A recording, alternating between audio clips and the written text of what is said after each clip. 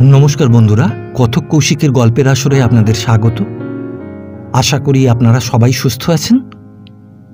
বন্ধুরা, আপনারা ধারাবাহিকভাবে শুনছেন প্রাণের লেখক বিভূতিভূষণ বন্দ্যোপাধ্যায় রচিত অপরাজিত, আজের ৬ষ্ঠ পর্ব।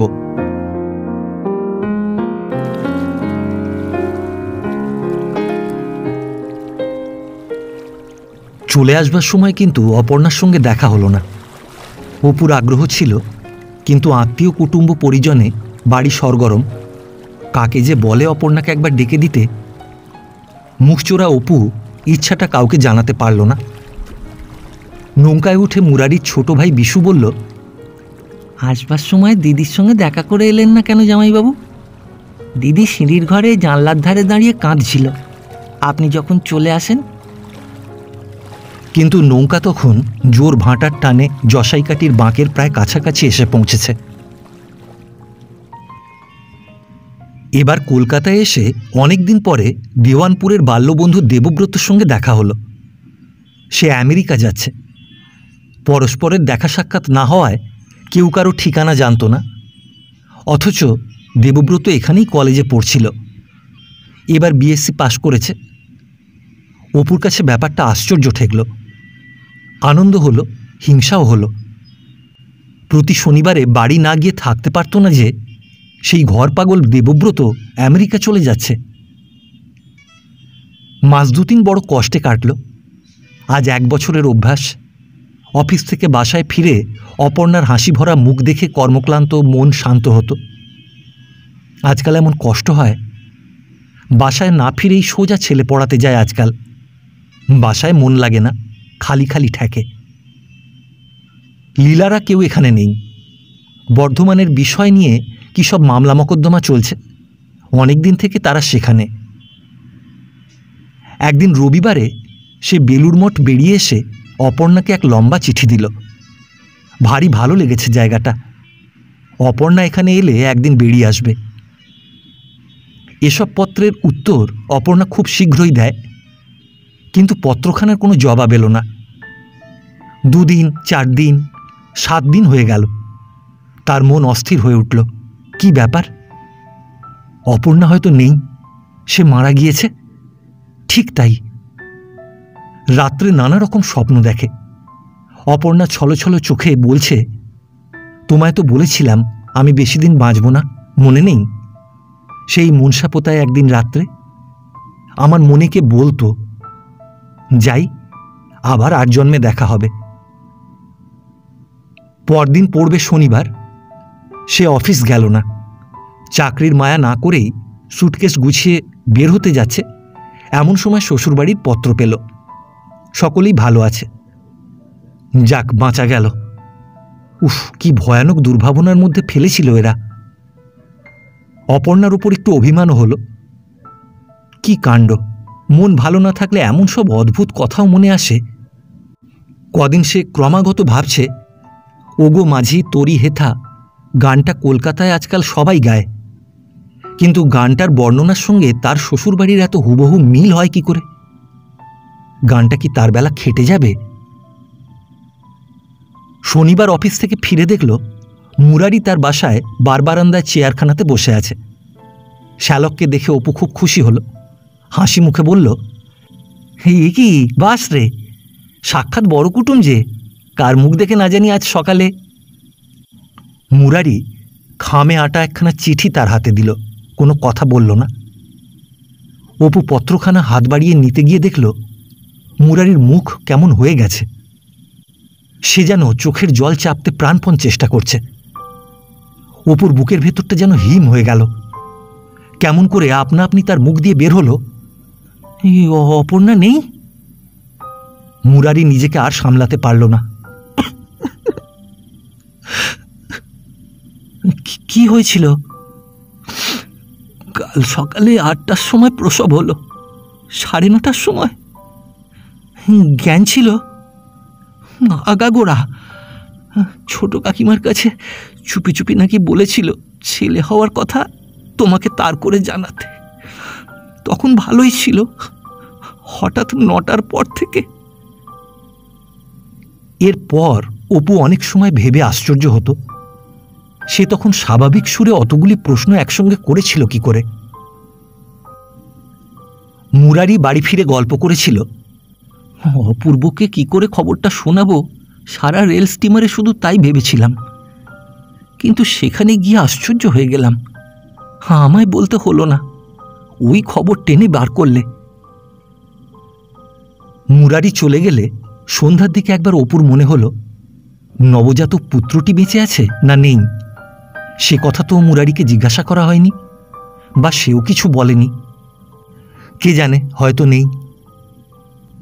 কথাটা ক্রমে বাসার সকলেই শুনল। পরদিন যথারীতি অফিসে গিয়েছিল। অফিস থেকে ফিরে হাত মুখ ধুচ্ছে। ওপরের ভাড়াটে বন্ধু সেনমশাই অপুদের ঘরের বারান্দাতে উঠলেন। অপু বলল, এই যে সেনমশাই, আসুন আসুন। সেনমশাই জিভ আর তালুর সাহায্যে একটা দুঃখসূচক শব্দ উচ্চারণ করে টুলখানা টেনে নিয়ে হতাশভাবে বসে পড়লেন। আহা, এই রূপে সরস্বতী, গুণে লক্ষ্মী। কলের কাছে সেদিন মা আমার ওই সাবান নিয়ে কাপড় ধুচ্ছেন। আমি সকাল সকাল স্নান করব বলে ওই ওপরের জানলা দিয়ে মুখ বাড়িয়ে দেখি। বললাম, কে বৌমা? তা মা আমার একটু হাসলেন। বলি, তা থাক, মায়ের কাপড় কাচা হয়ে যাক, স্নানটা না হয় 9টার পরেই করা যাবে। এখন একদিন ইলিশ মাছের দই মাছ রেঁধেছেন, অমনি তা বাটি করে ওপরে পাঠিয়ে দিয়েছেন। আহা, কি নরম কথা, কি লক্ষ্মী শ্রী! সবই শ্রীহরির ইচ্ছে, সবই তাঁর। তিনি উঠে যাবার পর এলেন গাঙ্গুলি গৃহিণী। বয়সে প্রবীণা হলেও ইনি কখনো অপুর সঙ্গে সাক্ষাৎভাবে কথাবার্তা বলেননি। আধ ঘুমটা দিয়ে ইনি দূরের আড়াল থেকে বলতে লাগলেন, আহা, জলজ্যান্ত বউটা এমন হবে তা কখনো জানিনি, ভাবিনি। কাল আমার বড় ছেলে নবীন বলছে রাত্রিরে যে, মা শুনেছ, এই রকম অপূর্ববাবু স্ত্রী মারা গিয়েছেন, এইমাত্র খবর এলো। তা বাবা আমি বিশ্বাস করিনি। আজ সকালে আবার বাঁটুল বললে, তা বলি যাই জেনে আসি। আসবো কি বাবা, 2 ছেলের আপিসের ভাত, বাঁটুলের আজকাল আবার দমদমার গুলির কারখানার কাজ, দুটো নাকে মুখে গুঁজেই দৌড়োয়। এখন 2.5 টাকা হপ্তা, সাহেব বলেছে বৈশাখ মাস থেকে 1.5 টাকা বাড়িয়ে দেবে। ওই এক ছেলে রেখে ওর মা মারা যায়, সেই থেকে আমারই কাছে। আহা, তা ভেবো না বাবা, সবারই ও কষ্ট আছে। তুমি পুরুষ মানুষ, তোমার ভাবনা কি বাবা? বলে বজায় থাকুক চুরোবাসি, মিলবে কত সেবাদাসী। একটা ছেড়ে 10টা বিয়ে করো না কেন? তোমার বয়সটাই বা কি এমন? অপু ভাবল, এরা লোক ভালো তাই এসে এসে বলছে, কিন্তু আমায় কেন একটু একা থাকতে দেয় না? কেউ না আসে ঘরে, সেই আমার ভালো। এরা কি বুঝবে? সন্ধ্যা হয়ে গেল। বারান্দায় যে কোণে ফুলের টব সাজানো, 2-1টা মশা সেখানে বিনবিন করছে। অন্যদিন সে সেই সময় আলো জ্বালে, স্টোভ জেলে চা ও হালুয়া করে।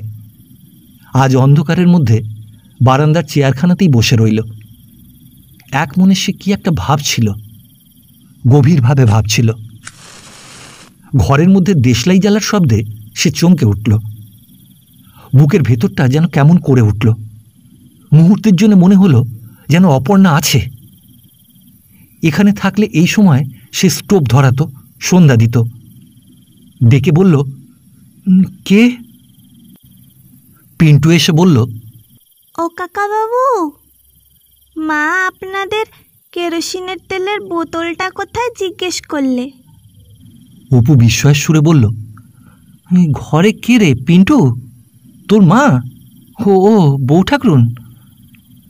বলতে বলতে সে উঠে দেখল পিন্টুর মা ঘরের মেঝেতে স্টোভ মুছছে। বউ ঠাকরুন, তা আপনি আবার কষ্ট করে কেন মিথ্যে? আমি বরং ওটা। তেলের বোতলটা দিয়ে সে আবার এসে বারান্দাতে বসল। পিন্টুর মা স্টোভ জেলে চা ও খাবার তৈরি করে পিন্টুর হাতে পাঠিয়ে দিল। ও রাত্রি 9টার পর নিজের ঘর থেকে ভাত বেড়ে এনে অপুদের ঘরের মেঝেতে খাবার ঠাঁই করে ভাতের থালা ঢাকা দিয়ে রেখে গেল। পিন্টুর বাবা সেরে উঠেছেন, তবে এখন বড় দুর্বল। লাঠি ধরে সকালে বিকালে একটু আধটু গোলদিঘিতে বেড়াতে যান। নিচের এক ঘর ভাড়াটে উঠে যাওয়াতে সেই ঘরেই আজকাল এরা থাকেন। ডাক্তার বলেছে আর মাসখানেকের মধ্যে দেশে ফেরা চলবে। পরদিন সকালেও পিন্টুর মা ভাত দিয়ে গেল। বিকালে অফিস থেকে এসে কাপড় জামা না ছেড়েই বাইরে বারান্দাতে বসেছে। বউটি স্টোভ ধরাতে এলো। অপু উঠে গিয়ে বলল, এই রোজ রোজ আপনাকে এ কষ্ট করতে হবে না বৌদি, আমি এই গোলদিঘির ধারের দোকান থেকে চা খেয়ে আসবো খন। বউটি বলল, আপনি অত কুণ্ঠিত হচ্ছেন কেন ঠাকুরপো? আমার আর কি কষ্ট। টুলটা নিয়ে এসে এখানে বসুন, দেখুন চা তৈরি করি। এই প্রথম পিন্টুর মা তার সঙ্গে কথা বলল। পিন্টু বলল, কাকাবাবু, আমাকে গোলদিঘিতে বেড়াতে নিয়ে যাবে? একটা ফুলের চারা তুলে আনবো, এনে পুঁতে দেব। বউটির বয়স 30-এর মধ্যে, পাতলা একহারা গড়ন, শ্যামবর্ণ, মাঝামাঝি দেখতে, খুব ভালোও নয় মন্দও নয়। অপু টুলটা দুয়ারের কাছে টেনে বসল। বউটি চায়ের জল নামিয়ে বলল, এক কাজ করি ঠাকুরপো, একেবারে 4টি ময়দা মেখে আপনাকে খান কতক লুচি ভেজে দিই। কখানাই বা খান, একেবারে রাতের খাবারটা এই সঙ্গেই খাইয়ে দিই। সারাদিনে খিদেও তো পেয়েছে। মেয়েটির নিঃসংকোচ ব্যবহারে তার নিজের সংকোচ ক্রমে চলে যাচ্ছিল। সে বলল, বেশ করুন, মন্দ কি। ওরে পিন্টু, ওই পেয়ালাটা নিয়ে আয়। থাক থাক ঠাকুরপো, আমি ওকে আলাদা দিচ্ছি। কেটলিতে এখনো চা আছে, আপনি খান। আপনাদের বেলুনটা কোথায় ঠাকুরপো? সত্যি আপনি বড্ড কষ্ট করছেন বউ ঠাকরুন, আপনাকে এত কষ্ট দেওয়াটা। আপনি বারবার ওরকম বলছেন কেন? আপনারা আমার যা উপকার করেছেন তা নিজের আত্মীয়ও করে না আজকাল। কে পরকে থাকবার জন্য ঘর ছেড়ে দেয়? কিন্তু আমার সে বলবার মুখ তো দিলেন না ভগবান। কি করি বলুন? আমি রুগী সামলে মেয়েকে যদি খাওয়াতে না পারি, তাই সে দুবেলা আপনি খেয়ে অফিসে গেলেই পিন্টুকে নিজে গিয়ে ডেকে এনে আপনার পাতে খাওয়াতো। এক একদিন। কথা শেষ না করেই পিন্টুর মা হঠাৎ চুপ করল। অপুর মনে হলো এর সঙ্গে অপর্ণার কথা বলে সুখ আছে, এ বুঝবে, অন্য কেউ বুঝবে না। সারাদিন অপু কাজকর্মে ভুলে থাকতে প্রাণপণে চেষ্টা করে। যখনই একটু মনে আসে অমনি একটা কিছু কাজ দিয়ে সেটাকে চাপা দেয়। আগে সে মাঝে মাঝে অন্যমনস্ক হয়ে বসে কি ভাবত, খাতাপত্রে গল্প কবিতা লিখত, কাজ ফাঁকি দিয়ে অন্য বই পড়ত। কিন্তু অপর্ণার মৃত্যুর পর থেকে সে 10 গুণ খাটতে লাগলো। সকলের কাছে কাজের তাগাদা করে বেড়ায়, সারা দিনের কাজ 2 ঘন্টায় করে ফেলে। তার লেখা চিঠি টাইপ করতে করতে নৃপেন বিরক্ত হয়ে উঠল। পূর্ণিমা তিথিটা অপর্ণা ছাদের আলসের ধারে দাঁড়িয়ে, এই তো গত কোজাগরি পূর্ণিমার রাত্রিতে, লক্ষ্মীর মতো মহিমময়ী, কি সুন্দর ডাগর চোখ দুটি, কি সুন্দর মুখশ্রী। অপুর মনে হয়েছিল ওর ঘাড় ফেরাবার ভঙ্গিটা যেন রানীর মতো। এক এক সময় সম্ভ্রম আসে মনে। অপর্ণা হেসে বলে, আমার যে লজ্জা করে, নইলে সকালে তোমার খাবার করে দিতে ইচ্ছে করে। আমার ছোট বোন লুচি ভাজতে জানে না, সেজো খুড়িমা ছেলে সামলে সময় পান না। মা থাকেন ভাড়ারে, তোমার খাবার কষ্ট হয় না? হঠাৎ অপুর মনে হলো, দূর ছাই, কি লিখে যাচ্ছি মিছে, কি হবে আর এসবে? কি বিরাট শূন্যতা, কি যেন একটা বিরাট ক্ষতি হয়ে গিয়েছে। জীবনে আর কখনো তা পূর্ণ হবার নয়, কখনো নয়, কারো দ্বারা নয়। সামনে বৃক্ষ নেই, লতা নেই, ফুল ফল নেই, শুধু এক রুক্ষ ধূসর বালুকাময় বহু বিস্তীর্ণ মরুভূমি। মাসখানেক পরে পিন্টুর মা চোখের জলে ভেসে বিদায় নিল। পিন্টুর বাবা বেশ সবল হয়ে উঠেছেন। দুজনেই আত্মীয়ের মতো নানা সান্ত্বনার কথা বলে গেল। পিন্টুর মা বলল, কখনো ভাই দেখিনি ঠাকুরপো, আপনাকে সেই ভাইয়ের মতো পেলুম, কিন্তু করতে পারলাম না কিছু। দিদি বলে যদি মাঝে মাঝে আমাদের ওখানে যান, তবে জানবো সত্যিই আমি ভাই পেয়েছি।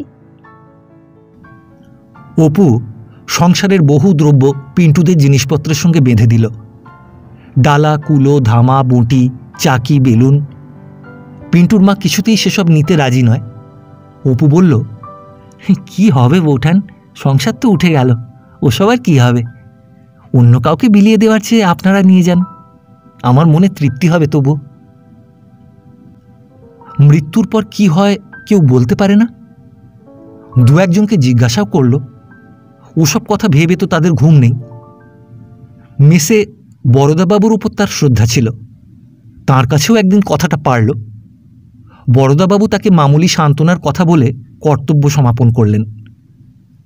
একদিন পল ও ভার্জিনিয়ার গল্প পড়তে পড়তে দেখল মৃত্যুর পর ভার্জিনিয়া প্রণয়ী পলকে দেখা দিয়েছিল। হতাশ মন এইটুকু সূত্রকেই ব্যগ্র আগ্রহে আঁকড়ে ধরতে ব্যস্ত হয়ে উঠল। তবুও তো এতটুকু আলো। সে অফিসে, মেসে, বাসায় যেসব লোকের সঙ্গে কারবার করে তারা নিতান্ত মামুলি ধরনের সাংসারিক জীব। অপুর প্রশ্ন শুনে তারা আড়ালে হাসে, চোখ টেপাটেপি করে, করুণার হাসি হাসে। এইটাই অপু বরদাস্ত করতে পারে না আদৌ। একদিন একজন সন্ন্যাসী সন্ধান পেয়ে দরমাহাটার এক গলিতে তার কাছে সকালের দিকে গেল। লোকের খুব ভিড়, কেউ দর্শন প্রার্থী, কেউ ওষুধ নিতে এসেছে। অনেকক্ষণ অপেক্ষা করবার পর অপুর ডাক পড়ল। সন্ন্যাসী গেরুয়াধারী নন, সাদা ধুতি পরনে, গায়ে হাত কাটা ব্যানিয়ান, জলচৌকির ওপর আসন পেতে বসে আছেন। অপুর প্রশ্ন শুনে গম্ভীরভাবে বললেন, আপনার স্ত্রী কতদিন মারা গেছেন? মাস 2। তার পুনর্জন্ম হয়ে গিয়েছে। অপু অবাক হয়ে জিজ্ঞাসা করল, কি করে আপনি, মানে? মৃত্যুর সঙ্গে সঙ্গেই হয়, এতদিন থাকে না। আপনাকে বলে দিচ্ছি, বিশ্বাস করতে হয় এসব কথা। ইংরেজি পড়ে আপনারা তো এসব মানেন না, তাই হতেই হবে। অপুরে কথা আদৌ বিশ্বাস হল না।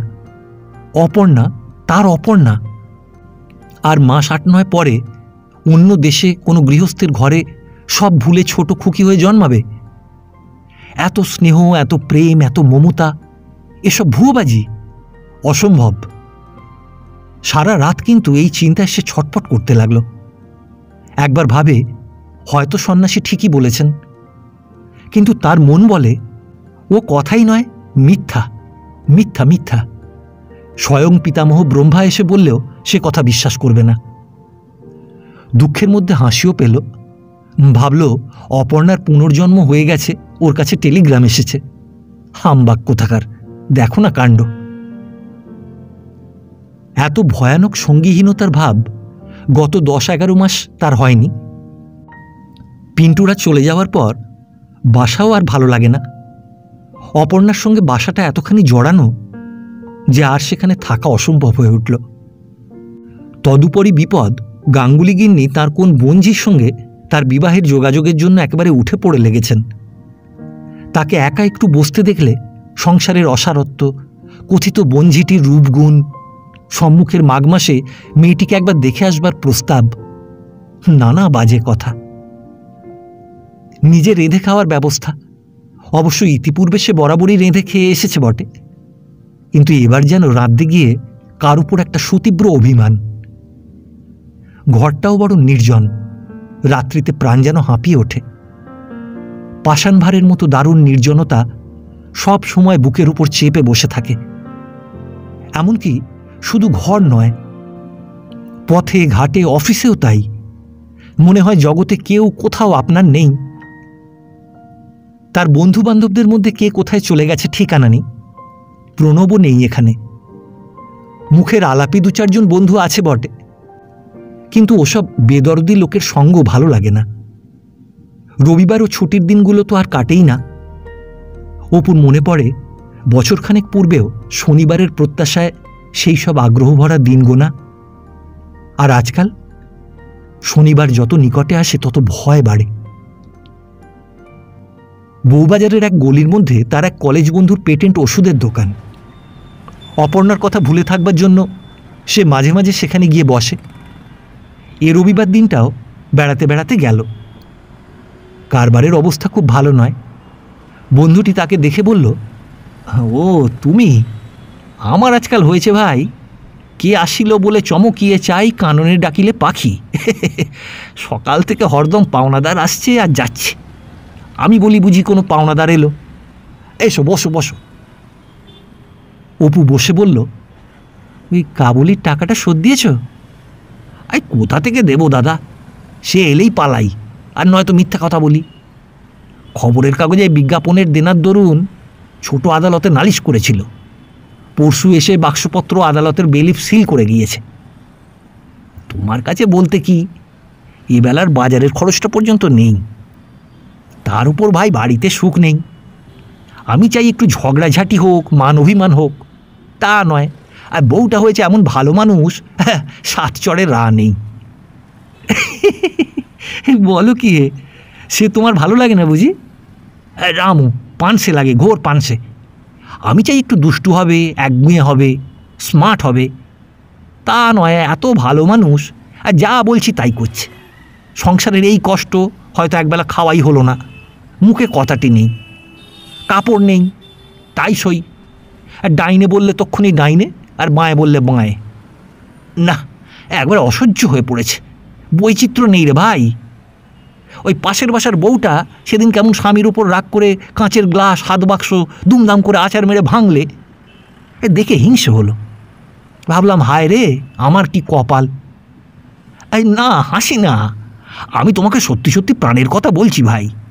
এরকম পানসে ঘর কন্যা আর আমার চলছে না, বিলিভ মি, অসম্ভব। ভালো মানুষ নিয়ে ধুয়ে খাবো?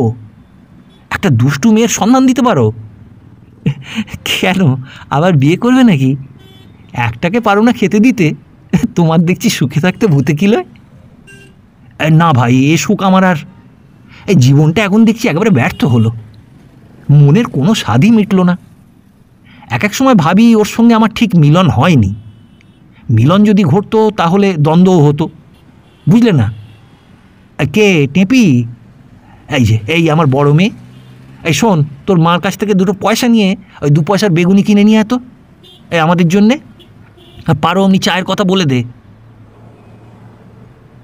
আচ্ছা, এই মরণের পর মানুষ কোথায় যায় জানো, বলতে পারো? ও সব ব্যাপার নিয়ে মাথা ঘামাইনি কখনো। পাওনাদার কি করে তাড়ানো যায় বলতে পারো? এখনই কাবুলিওয়ালা একটা আসবে নেবুতলা থেকে, 18 টাকা ধার নিয়েছি, 4 আনা টাকা পিছু সুদ সপ্তাহে, আর 2 হপ্তার সুদ বাকি। কী যে আজ তাকে বলি, স্কাউন্ড্রেলটা এলো বলে। আর দিতে পারো 2 টাকা ভাই? এখন তো নেই কাছে, একটা আছে, রেখে দাও, কাল সকালে আরেকটা টাকা দিয়ে যাবো এখন। এই যে টেপি, বেশ বেগুনি এনেছিস। না না, আমি খাবো না, তোমরা খাও। আচ্ছা, এই একখানা তুলে নিলাম, নিয়ে যা টেপি। বন্ধুর দোকান থেকে বের হয়ে সে খানিকটা লক্ষ্যহীনভাবে ঘুরল। লীলা কি এখানে আছে? একবার দেখে আসবে। প্রায় 1 বছর লীলারা এখানে নেই। তার দাদামশাই মামলা করে লীলার পৈতৃক সম্পত্তি কিছু উদ্ধার করেছেন। আজকাল লীলা মায়ের সঙ্গে আবার বর্ধমানের বাড়িতেই ফিরে গেছে। 3rd ইয়ারে ভর্তি হয়ে 1 বছর পড়েছিল, পরীক্ষা দেয়নি, লেখাপড়া ছেড়ে দিয়েছে। সন্ধ্যার কিছু পূর্বে ভবানীপুরে লীলাদের ওখানে গেল। রামলগন বেয়ারা তাকে চেনে, বৈঠকখানায় বসালো। মিস্টার লাহিড়ী এখানে নেই, রাঁচি গিয়েছেন। লীলা দিদিমণি? সে কথা কিছু বাবুর জানা নেই। দিদিমণির তো বিবাহ হয়ে গেছে গত বৈশাখ মাসে। নাগপুরে জামাইবাবু বড় ইঞ্জিনিয়ার, বিলাত ফেরত, একেবারে খাঁটি সাহেব, দেখলে চেনবার জো নেই। খুব বড় লোকের ছেলে, এদের সমান বড় লোক। কেন, বাবুর কাছে নিমন্ত্রণের চিঠি যায়নি? অপু বিবর্ণ মুখে বলল, কই না, আমার কাছে, হ্যাঁ না, আর বসবো না, আচ্ছা। বাইরে এসে জগৎটা যেন অপুর কাছে একেবারে নির্জন, সঙ্গীহীন, বিস্বাদ ও বৈচিত্র্যহীন ঠেকল। কেন এরকম মনে হচ্ছে তার? লীলা বিবাহ করবে, এর মধ্যে অসম্ভব তো কিছু নেই, সম্পূর্ণ স্বাভাবিক। তবে তার মন খারাপ করবার কি আছে? ভালোই তো, জামাই ইঞ্জিনিয়ার, শিক্ষিত, অবস্থাপন্ন, লীলার উপযুক্ত বর জুটেছে, ভালোই তো। রাস্তা ছেড়ে ভিক্টোরিয়া মেমোরিয়ালের সামনের মাঠটাতে আধো অন্ধকারের মধ্যে সে উদ্ভ্রান্তের মতো অনেকক্ষণ ঘুরে বেড়ালো। লীলার বিবাহ হয়েছে। খুবই আনন্দের কথা, ভালো কথা, ভালোই তো। কলকাতা আর ভালো লাগে না, কিছুতেই না। এখানকার ধরা বাঁধা রুটিন মাফিক কাজ, বদ্ধতা, একঘেয়েমি, এ যেন অপুর অসহ্য হয়ে উঠল। তাছাড়া একটা যুক্তিহীন ও ভিত্তিহীন অস্পষ্ট ধারণা তার মনের মধ্যে ক্রমেই গড়ে উঠছিল। কলকাতা ছাড়লেই যেন সর্বদুঃখ দূর হবে, মনের শান্তি আবার ফিরে পাওয়া যাবে। শিলেদের অফিসের কাজ ছেড়ে দিয়ে অবশেষে সে চাঁপদানির কাছে একটা গ্রাম্য স্কুলের মাস্টারি নিয়ে গেল। জায়গাটা না শহর না পাড়াগাঁগোছের, চারিধারে পাটের কল ও কুলি বস্তি, টিনের চালাওয়ালা দোকানঘর ও বাজার, কয়লার গুঁড়ো ফেলা রাস্তায় কালো ধুলো ও ধোঁয়া। শহরের পারিপাট্যও নেই, পাড়াগাঁয়ের সহজ শ্রীও নেই। বড়দিনের ছুটিতে প্রণব ঢাকা থেকে কলকাতায় অপুর সঙ্গে সাক্ষাৎ করতে এলো। সে জানত অপু আজকাল কলকাতায় থাকে না। সন্ধ্যার কিছু আগে সে গিয়ে চাঁপদানি পৌঁছল। খুঁজে খুঁজে অপুর বাসাও বের করল। বাজারের একপাশে একটা ছোট্ট ঘর, তার অর্ধেকটা একটা ডাক্তারখানা। স্থানীয় একজন হাতুড়ে ডাক্তার সকালে বিকালে রোগী দেখেন। বাকি অর্ধেকটাতে অপুর একখানা তক্তপোষ, একটা আধময়লা বিছানা, খান কতক বই, একটা বাঁশের আলনায় খান কতক কাপড় ঝোলানো। তক্তপোষের নিচে অপুর স্টিলের তোরঙ্গটা। অপু বলল, এসো এসো, এখানকার ঠিকানা কি করে জানলে? সে কথার দরকার নেই। তারপর কলকাতা ছেড়ে এখানে কি মনে করে? বাস, এমন জায়গায় মানুষ থাকে? খারাপ জায়গাটা কি দেখলি? তাছাড়া কলকাতায় যেন আর ভালো লাগে না।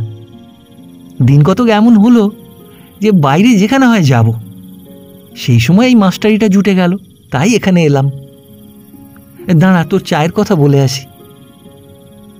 পাশেই একটা বাঁকুড়া নিবাসী বামুনের তেলে ভাজা পরোটার দোকান। রাত্রে তাদেরই দোকানের অতি অপকৃষ্ট খাদ্য কলঙ্ক ধরা পিতলের থালায় আনিত হতে দেখে প্রণব অবাক হয়ে গেল। অপুর রুচি অন্তত মার্জিত ছিল চিরদিন। হয়তো তা সরল ছিল, অনাড়ম্বর ছিল, কিন্তু অমার্জিত ছিল না। সেই অপুর একই অবনতি।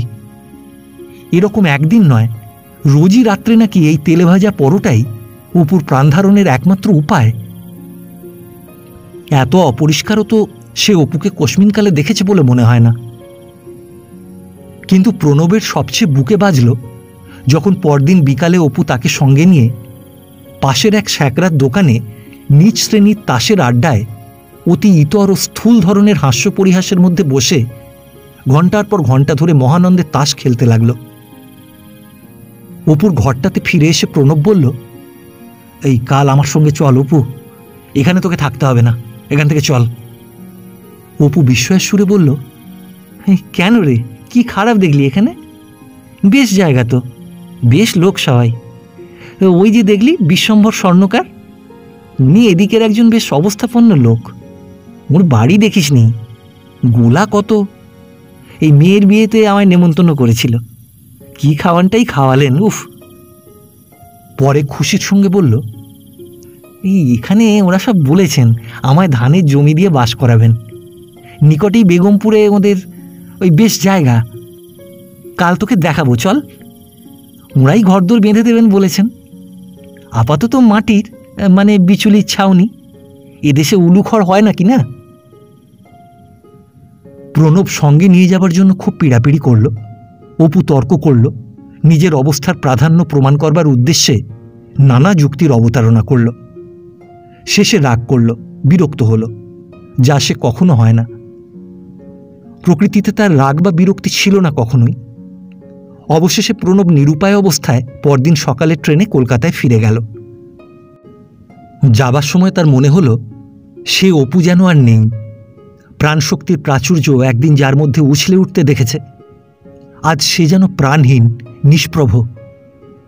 এমনতর স্থূল তৃপ্তি বা সন্তোষবোধ, এ ধরনের আশ্রয় আঁকড়ে ধরবার কাঙালপনা কই অপুর প্রকৃতিতে তো ছিল না কখনো। স্কুল থেকে ফিরে রোজ অপু নিজের ঘরে রোয়াকে একটা হাতল ভাঙা চেয়ার পেতে বসে থাকে। এখানে সে অত্যন্ত একা ও সঙ্গীহীন মনে করে, বিশেষ করে সন্ধেবেলা। সেটা এত অসহনীয় হয়ে ওঠে, কোথাও একটু বসে গল্পগুজব করতে ভালো লাগে, মানুষের সঙ্গ স্পৃহণীয় মনে হয়। কিন্তু এখানে অধিকাংশই পাটকলের সর্দার, বাবু, বাজারের দোকানদার, তাও সবাই তার অপরিচিত। বিশু স্যাকরার দোকানের সান্ধ্য আড্ডা সে নিজে খুঁজে বের করেছে, তবুও 9টা-10টা পর্যন্ত রাত একরকম কাটে ভালোই। অপুর ঘরের রোয়াকটার সামনেই মার্টিন কোম্পানির ছোট লাইন, সেটা পার হয়ে একটা পুকুর। জল যেমন অপরিষ্কার তেমনই বিস্বাদ। পুকুরের ওপারে একটা কুলি বস্তি। দুবেলা যত ময়লা কাপড় সবাই ওই পুকুরেই কাচতে নামে। রোদ্দুর উঠলেই কুলি লাইনের ছাপমারা খয়েরি রঙের 12 হাতি শাড়ি পুকুরের ওপারের ঘাসের ওপর রৌদ্রে মেলা অপুর রোয়াক থেকে দেখা যায়। কুলিবস্তির ওপাশে গোটা কতক বাদাম গাছ, একটা ইট খোলা, খানিকটা ধান ক্ষেত, একটা পাটের গাঁটবন্দি কল। একদিন রাত্রে ইটের পাঁজার ফাটলে ফাটলে রাঙা বেগুনি আলো জ্বলে, মাঝে মাঝে নিভে যায়, আবার জ্বলে। অপু নিজের রোয়াকে বসে বসে মনোযোগের সঙ্গে দেখে। রাত 10টায় মার্টিন লাইনের একখানা গাড়ি হাওড়ার দিক থেকে আসে। অপুর রোয়াক ঘেঁষে যায়। পোঁটলা পোঁটলি লোকজন, মেয়েরা পাশেই স্টেশনে গিয়ে থামে। একটু পরেই বাঁকুড়াবাসী ব্রাহ্মণটি তেলে ভাজা পরোটা ও তরকারি এনে হাজির করে। খাওয়া শেষ করে শুতে অপুর প্রায় 11টা বাজে। দিনের পর দিন একই রুটিন, বৈচিত্র্যও নেই, বদলও নেই। অপু কারো সঙ্গে গায়ে পড়ে আত্মীয়তা করতে যায় যে কোনো মতলব মেটে তা নয়। এসে যখনই করে তখনই সে করে নিজের অজ্ঞাতসারে, নিঃসঙ্গতা দূর করবার অচেতন আগ্রহে। কিন্তু নিঃসঙ্গতা কাটতে চায় না সবসময়। যাবার মতো জায়গা নেই, করবার মতো কাজও নেই, চুপচাপ বসে বসে সময় কাটে না। ছুটির দিনগুলো তো অসম্ভব রূপে দীর্ঘ হয়ে পড়ে। নিকটেই ব্রাঞ্চ পোস্ট অফিস। অপু রোজ বিকালে ছুটির পর সেখানে গিয়ে বসে প্রতিদিনের ডাক অতি আগ্রহের সঙ্গে দেখে। ঠিক বিকালে 5টার সময় সাব অফিসের পিয়ন চিঠিপত্র ভরা সিল করার ডাকব্যাগটি ঘাড়ে করে এনে হাজির করে। সিল ভেঙে বড় কাঁচি দিয়ে সেটার মুখের বাঁধন কাটা হয়। একদিন অপুই বলে, এই ব্যাগটা খুলি চরণবাবু? চরণবাবু বলেন, হ্যাঁ হ্যাঁ খুলুন না, আমি ততক্ষণ ওই স্ট্যাম্পের হিসেবটা মিলিয়ে ফেলি। এই নিন কাঁচি। পোস্টকার্ড, খাম, খবরের কাগজ, পুলিন্দা, মানি অর্ডার। চরণবাবু বলেন, মানি অর্ডার 7খানা। দেখেছেন কাণ্ডটা মশাই, এদিকে টাকা নেই মোটে।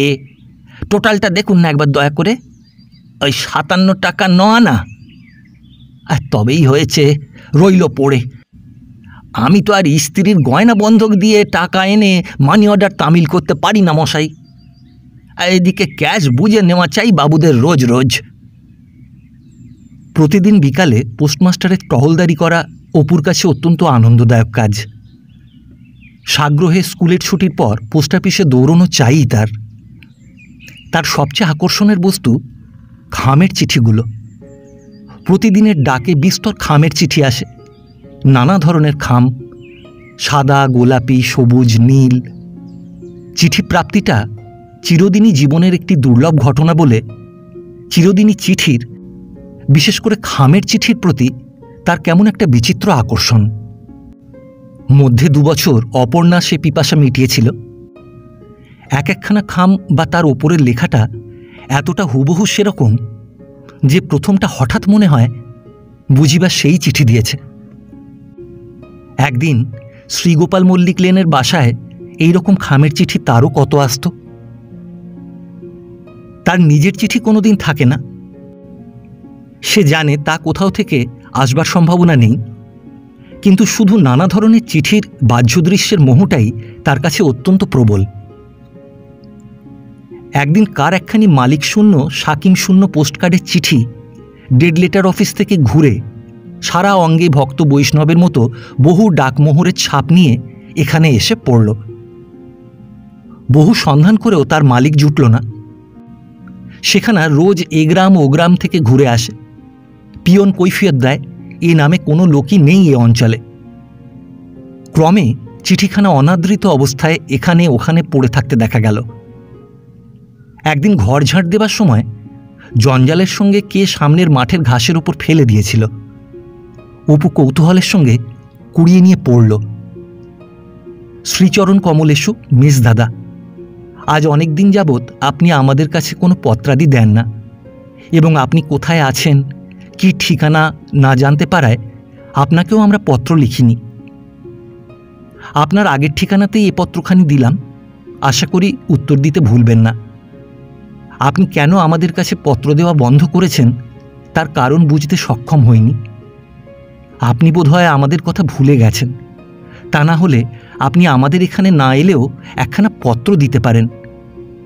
এতদিন আপনার খবর না জানতে পেরে কিভাবে দিন যাপন করছি তা সামান্য পত্রে লিখলে কি বিশ্বাস করবেন মেজদাদা? আমাদের সঙ্গে আপনার সম্পর্ক কি একেবারেই ফুরিয়ে গেছে? সে যা হোক, যেমন অদৃষ্ট নিয়ে জন্মগ্রহণ করেছি সেরূপই ফল। আপনাকে বৃথা দোষ দেব না, আশা করি আপনি অসন্তোষ হবেন না। যদি অপরাধ হয়ে থাকে ছোট বোন বলে ক্ষমা করবেন। আপনার শরীর কেমন আছে আপনি আমার সভক্তি প্রণাম জানবেন। খুব আশা করি পত্রের উত্তর পাব। আপনার পত্রের আশায় পথ চেয়ে রইলাম। ইতি সেবিকা কুসুমলতা বসু। কাঁচা মেয়েলি হাতের লেখা, লেখার অপটুত্ব ও বানান ভুলে ভরা। সহদর্পণের চিঠি নয়, কারণ পত্রখানা লেখা হচ্ছে জীবনকৃষ্ণ চক্রবর্তী নামের কোনো লোককে। এত আগ্রহপূর্ণ আবেগ ভরা পত্রখানার শেষকালে এই গতি ঘটল। মেয়েটি ঠিকানা জানে না, নয়তো লিখতে ভুলেছে। অপটু লেখার ছত্রে ছত্রে যে আন্তরিকতা ফুটেছে তার প্রতি সম্মান দেখাবার জন্য পত্রখানা সে তুলে নিয়ে নিজের বাক্সে এনে রাখল। মেয়েটির ছবি চোখের সামনে ফুটে ওঠে। 15-16 বছর বয়স, সুঠাম গড়ন, ছিপছিপে পাতলা, একরাশ কালো কোঁকড়া কোঁকড়া চুল মাথায়, ডাগর চোখ। কোথায় সে তার মেজদাদার পত্রের উত্তরের অপেক্ষায় বৃথাই পথ চেয়ে আছে। মানব মনের এত প্রেম, এত আগ্রহ ভরা আহ্বান, পবিত্র বালিকা হৃদয়ের এই অমূল্য অর্ঘ্য কেন জগতে এভাবে ধুলায় অনাদরে গড়াগড়ি যায়? কেউ পোছে না, কেউ তা নিয়ে গর্ব করে না। বিশ্বম্ভর শেখরার দোকানে সেদিন রাত 11টা পর্যন্ত জোর তাসের আড্ডা চলল। সবাই উঠতে চায়, সবাই বলে রাত বেশি হয়েছে, অথচ অপু সকলকে অনুরোধ করে বসায়, কিছুতেই খেলা ছাড়তে চায় না। অবশেষে অনেক রাত্রে বাসায় ফিরছে। কলুদের পুকুরের কাছে স্কুলের থার্ড পণ্ডিত আশু সান্যাল লাঠি ঠকঠক করতে করতে চলেছেন। অপুকে দেখে বললেন, কে অপূর্ব বাবু যে এত রাত্রে কোথায়? কোথাও না, এই বিশ্বসাগরের দোকানে তাসের। থার্ড পণ্ডিত এদিক ওদিক চেয়ে নিম্ন সুরে বললেন, একটা কথা আপনাকে বলি, আপনি বিদেশি লোক, পূর্ণ ডিগ্রির খপ্পরে পড়ে গেলেন কি করে বলুন তো? অপু বুঝতে না পেরে বলল, এই খপ্পরে পড়া কেমন বুঝতে পারছি না, কি ব্যাপারটা বলুন তো? পণ্ডিত আরও নিচু সুর করে বলল, ওখানে অত ঘন ঘন যাওয়া আসা আপনার কি ভালো দেখাচ্ছে ভাবছেন? ওদের টাকা কড়ি দেওয়া ওই সব। আপনি হচ্ছেন স্কুলের মাস্টার, আপনাকে নিয়ে অনেক কথা উঠেছে, তা বোধ করি জানেন না? না, কি কথা? কি কথা তার বুঝতে পারছেন না মশাই? ওসব ছেড়ে দিন, বুঝলেন? আরও একজন আপনার আগে ওই রকম খপ্পরে পড়েছিল, এইখানকার নন্দগুঁয়ের আবগাড়ি দোকানে কাজ করত, ঠিক আপনার মতনই অল্প বয়স। মশাই টাকা শুষে শুষে তাকে একেবারে, আরে ওদের ব্যবসায়ী ওই, সমাজে এক ঘরে করবার কথা হচ্ছে। থার্ড পণ্ডিত একটু থেমে একটু অর্থসূচক হাস্য করে বললেন, আর ও মেয়ের এমন মোহই বা কি, শহর অঞ্চলে বরং ওর চেয়ে ঢের। অপু এতক্ষণ পর্যন্ত পণ্ডিতের কথাবার্তার গতি ও বক্তব্য বিষয়ের উদ্দেশ্য কিছুই ধরতে পারেনি, কিন্তু শেষের কথাটাতে সে বিস্ময়ের সুরে বলল, এই কোন মেয়ে? ওই পটেশ্বরী? হ্যাঁ হ্যাঁ হ্যাঁ, আরে থাক থাক, একটু আসতে। কি করেছে বললেন পটেশ্বরী? আরে আমি আর কি বলছি, কিছু সবাই যা বলে আমিও তাই বলছি, নতুন কথা আর কিছু বলছি কি? আর যাবেন না ওসবে, তাতে বিদেশি লোক, সাবধান করে দি। আর ভদ্রলোকের ছেলে, নিজের চরিত্রটা আগে ভালো রাখতে হবে তো, বিশেষ যখন স্কুলের শিক্ষক এখানকার। থার্ড পণ্ডিত পাশের পথে নেমে পড়লেন। অপু প্রথমটা অবাক হয়ে গিয়েছিল, কিন্তু বাসায় ফিরতে ফিরতে সমস্ত ব্যাপারটা তার কাছে পরিষ্কার হয়ে গেল। পূর্ণদিঘির বাড়িতে যাওয়া আসার ইতিহাসটা এরূপ। প্রথমে এখানে এসে অপু কয়েকজন ছাত্র নিয়ে একটা সেবা সমিতি স্থাপন করেছিল। একদিন সে স্কুল থেকে ফিরছে, পথে একজন অপরিচিত প্রৌঢ় ব্যক্তি তার হাত দুটো জড়িয়ে ধরে প্রায় ডাক ছেড়ে কেঁদে বলল, এই আপনারা না দেখলে আমার ছেলেটা মারা যেতে বসেছে। আজ 15 দিন টাইফয়েড, তা আমি কলের চাকরি বজায় রাখবো না রুগীর সেবা করব? আপনি দিনমানটার জন্যে এই জনাকতক ভলেন্টিয়ার যদি আমার বাড়িতে, আর সেই সঙ্গে যদি 2-1 দিন আপনি। 33 দিনে রোগী আরাম হলো। এই 33 দিনের অধিকাংশ দিনই অপু নিজে ছাত্রদের সঙ্গে প্রাণপণে খেটেছে। রাত্রি 3টে ওষুধ খাওয়াতে হবে। অপু ছাত্রদের জাগতে না দিয়ে নিজে জেগেছে। 3টে না বাজা পর্যন্ত বাইরের দাওয়ার একপাশে বই পড়ে সময় কাটিয়েছে, পাছে এমনি বসে থাকলে ঘুমিয়ে পড়ে। একদিন দুপুরে টাল খেয়ে রোগী যায় হয়েছিল। দিগড়ি মশাই পাটকলে। সেদিন ভলেন্টিয়ার দলের আবার কেউই ছিল না, দুপুরে ভাত খেতে গিয়েছিল। অপু দিগড়ি মশাইয়ের স্ত্রীকে ভরসা দিয়ে বুঝিয়ে শান্ত রেখে মেয়ে দুটির সাহায্যে গরম জল করিয়ে বোতলে পুড়িয়ে সেঁক তাপ ও হাত পা ঘষতে ঘষতে আবার দেহের উষ্ণতা ফিরিয়ে আনে। ছেলে সেরে উঠলে দিগড়ি মশাই একদিন বললেন, এই আপনি আমার যা উপকারটা করেছেন মাস্টার মশাই, তা এক মুখে আর কি বলবো। আমার স্ত্রী বলছিল, আপনার তো রেঁধে খাওয়ার কষ্ট, এই 1 মাসে আপনি তো আমাদের আপনার লোক হয়ে পড়েছেন, তা আপনি কেন আমাদের ওখানেই খান না? আপনি বাড়ির ছেলের মতো থাকবেন, খাবেন, কোনো অসুবিধে আপনার হতে পারে না। সেই থেকেই অপু এখানে একবেলা করে খায়। পরিচয় অল্প দিনের বটে, কিন্তু বিপদের দিনের মধ্য দিয়ে সে পরিচয়, কাজেই ঘনিষ্ঠতা ক্রমে আত্মীয়তায় পরিণত হতে চলেছে। অপু পূর্ণদিঘির স্ত্রীকে শুধু মাসিমা বলে ডাকে তাই নয়, মাসের বেতন পেলে সবটা এনে নতুন পাতানো মাসিমার হাতে তুলে দেয়। সে টাকার হিসাব প্রতি মাসের শেষে মাসিমা মুখে মুখে বুঝিয়ে দিয়ে আরও 4-5 টাকা বেশি খরচ দেখিয়ে দেন এবং পরের মাসের মাইনে থেকে কেটে রাখেন। বাজারে বিশেষজ্ঞরা একদিন বলেছিল, শুনুন, এই দিগড়ি বাড়ি টাকা রাখবেন না মন করে, ওরা অভাবী লোক, বিশেষ করে দিগড়ি গিন্নি ভারী খেলবার মেয়ে ছেলে। বিদেশি লোক আপনি, আপনাকে বলে রাখি, ওদের সঙ্গে অত মেলামেশার দরকার কি আপনার? মেয়ে দুটির সঙ্গে সে মেশে বটে। বড় মেয়েটির নাম পটেশ্বরী, বয়স বছর 14-15 হবে, রং উজ্জ্বল শ্যামবর্ণ। তবে তাকে দেখে সুন্দরী বলে কোনোদিনই মনে হয়নি অপুর। তবে এটুকু সে লক্ষ্য করেছে, তার সুবিধা অসুবিধার দিকে বাড়ির এই মেয়েটি একটু বেশি লক্ষ্য রাখে। পটেশ্বরী না রেঁধে দিলে অর্ধেক দিন বোধহয় তাকে না খেয়েই স্কুলে যেতে হতো। তার ময়লা রুমালগুলি নিজে চেয়ে নিয়ে সাবান দিয়ে রাখে। ছোট ভাইয়ের হাতে টিফিনের সময় তার জন্য আটার রুটি পাঠিয়ে দেয়। অপু খেতে বসলে পান সেজে রুমালে জড়িয়ে রাখে। কি একটা ব্রতের সময় বলেছিল, আপনার হাত দিয়ে ব্রতটা নেব মাস্টার মশাই। এসবের জন্য সে মনে মনে মেয়েটির ওপর কৃতজ্ঞ, কিন্তু এসব জিনিস যে বাইরের দিক থেকে এমনভাবে দেখা যেতে পারে এ কথা পর্যন্ত তার মনে কখনো উদয় হয়নি। সে জানেই না এ ধরনের সন্দিগ্ধ অসুচি মনোভাবের খবর। সে বিস্মিতও হল, রাগও করল। শেষে ভেবে চিনতে পরদিন থেকে পূর্ণদিঘির বাড়ি যাওয়া আসা বন্ধ করল। ভাবল, কিছু না, মাঝে পড়ে পটেশ্বরীকে বিপদে পড়তে হবে।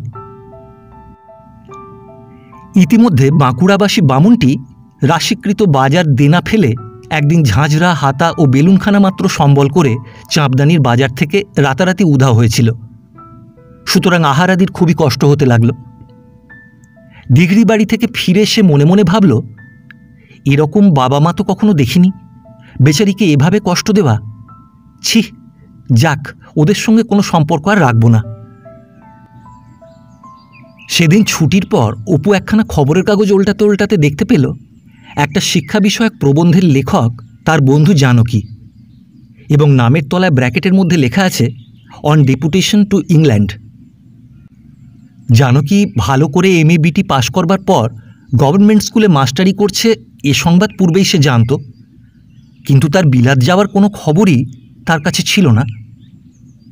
কেই বা দেবে? দেখি দেখি, বারে জানকী বিলাত গেছে, বাহ! প্রবন্ধটা কৌতূহলের সঙ্গে পড়ল। বিলাতের একটা বিখ্যাত স্কুলের শিক্ষা প্রণালী ও ছাত্রজীবনের দৈনন্দিন ঘটনা সংক্রান্ত আলোচনা। বেরিয়ে পড়ে পথ চলতে চলতে ভাবল, উফ, জানকী যে জানকী, সেও গেল বিলেত। মনে পড়ল কলেজ জীবনের কথা, বাগবাজারের সেই শ্যামরায়ের মন্দির ও ঠাকুরবাড়ি। গরিব ছাত্রজীবনে জানকীর সঙ্গে কতদিন সেখানে খেতে যাওয়ার কথা। ভালোই হয়েছে, জানকী কম কষ্টটা করেছিল কি একদিন? বেশ হয়েছে, ভালোই হয়েছে। এ অঞ্চলের রাস্তায় বড় ধুলো, তার উপর আবার কয়লার গুঁড়ো দেওয়া, পথ হাঁটা মোটেই প্রীতিকর নয়। দুধারে কুলি বস্তি, ময়লা দড়ির চারপাই পেতে লোকগুলো তামাক টানছে ও গল্প করছে। এ পথ চলতে চলতে অপরিচ্ছন্ন সংকীর্ণ বস্তিগুলোর দিকে চেয়ে সে কতবার ভেবেছে, মানুষ কোন টানে কিসের লোভে এ ধরনের নরককুণ্ডে স্বেচ্ছায় বাস করে। জানে না, বেচারীরা জানে না, পলে পলে এই নোংরা আবহাওয়া তাদের মনুষ্যত্বকে, রুচিকে, চরিত্রকে, ধর্মস্পৃহাকে গলা টিপে খুন করছে। সূর্যের আলো কি এরা কখনো ভোগ করেনি? বন বনানীর শ্যামলতাকে ভালোবাসেনি? পৃথিবীর মুক্ত রূপকে প্রত্যক্ষ করেনি? কাছে মাঠ নেই, বেগমপুরের মাঠ অনেক দূরে, রবিবার ছাড়া সেখানে যাওয়া চলে না। সুতরাং খানিকটা বেরিয়েই সে ফিরল। অনেক দিন থেকে এ অঞ্চলের মাঠে ও পাড়াগাঁয়ে ঘুরে ঘুরে এদিকের গাছপালা ও বনের ফুলের একটা তালিকা ও বর্ণনা সে একখানা বড় খাতায় সংগ্রহ করেছে। স্কুলের দু একজন মাস্টারকে দেখালে তারা হেসে উড়িয়ে দিলেন, ওসবের কথা নিয়ে আবার বই, পাগল আর কাকে বলে। বাসায় এসে আজ আর সে বিশু সাকরার আড্ডায় গেল না। বসে বসে ভাবতে ভাবতে জানকীর কথা মনে পড়ল। বিলাতে, তা বেশ, কতদিন গেছে কে জানে। ব্রিটিশ মিউজিয়াম এতদিনে সব দেখা হয়ে গেছে নিশ্চয়ই। পুরনো নরম্যান দুর্গ দু একটা, পাশে পাশে জুনিপারের বন, দূরে ঢেউ খেলানো মাঠের সীমায় খড়িমাটির পাহাড়ের পেছনে সন্ধ্যাধূসর আটলান্টিকের উদার বুকে অস্ত আকাশের রঙিন প্রতিচ্ছায়া। কি কি গাছ, পাড়াগাঁয়ের মাঠের ধারে কি কি বনের ফুল। ইংল্যান্ডের বনফুল নাকি ভারী দেখতে সুন্দর, পপি, ক্লিম্যাটিস, ডেজি। বিশু সাকরার দোকান থেকে লোক ডাকতে আসে, আজবার আজ এত দেরি কিসের। খেলুড়ে ভীম সাধুকা, মহেশ সাবুই, নীলুময়রা, ফকির আড্ডি এরা অনেকক্ষণ এসে বসে আছে। মাস্টারমশাই যাবার অপেক্ষায় এখনো খেলা যে আরম্ভ হয়নি। অপু যায় না, তার মাথা ধরেছে। না, আজ সে খেলায় যাবে না। ক্রমে রাত্রি বাড়ে, পদ্মপুকুরের ওপারে কুলিবস্তির আলো নিভে যায়, নৈশ বায়ু শীতল হয়।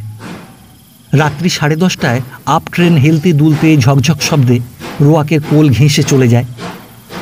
পয়েন্টসম্যান আধারে লণ্ঠন হাতে এসে সিগন্যালের বাতি নামিয়ে নিয়ে যায়। জিজ্ঞাসা করে, হ্যাঁ মাস্টার বাবু এখনো বসিয়ে আছেন? কে, ভজুয়া? হ্যাঁ, সে এখনো বসে আছে। কিসের ক্ষুধা, কিসের যেন একটা অতৃপ্ত ক্ষুধা। ওবেলা একখানা পুরনো জ্যোতির্বিজ্ঞানের বই নিয়ে নাড়াচাড়া করছিল। এখানে খুব ভালো বই এ সম্বন্ধে, শিলেদের বাড়ির চাকরি জীবনে কিনেছিল। এখানা থেকে অপর্ণাকে কতদিন নিহারিকা ও নক্ষত্রপুঞ্জের ফটোগ্রাফ দেখিয়ে বুঝিয়ে দিত।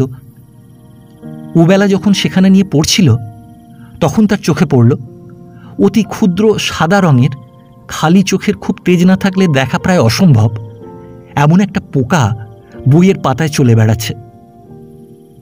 ওর সম্বন্ধে ভেবেছিল এই বিশাল জগৎ, নক্ষত্রপুঞ্জ, উল্কা, নিহারিকা, কোটি কোটি দৃশ্য অদৃশ্য জগৎ নিয়ে এই অনন্ত বিশ্ব। ও তো এরই একজন অধিবাসী। এই যে চলে বেড়াচ্ছে পাতাটার ওপর, ওই ওর জীবনানন্দ। কতটুকু ওর জীবন, আনন্দ কতটুকু। কিন্তু মানুষেরই বা কতটুকু? ওই নক্ষত্র জগতের সঙ্গে মানুষের সম্বন্ধই বা কি? আজকাল তার মনে একটা নৈরাশ্য ও সন্দেহবাদের ছায়া মাঝে মাঝে যেন উঁকি মারে। এই বর্ষাকালে সে দেখেছে ভিজে জুতোর ওপর একরকম ক্ষুদ্র ক্ষুদ্র ছাতা গজায়। কতদিন মনে হয়েছে মানুষও তেমনি পৃথিবীর পৃষ্ঠে ওই রকম ছাতার মতো জন্মেছে।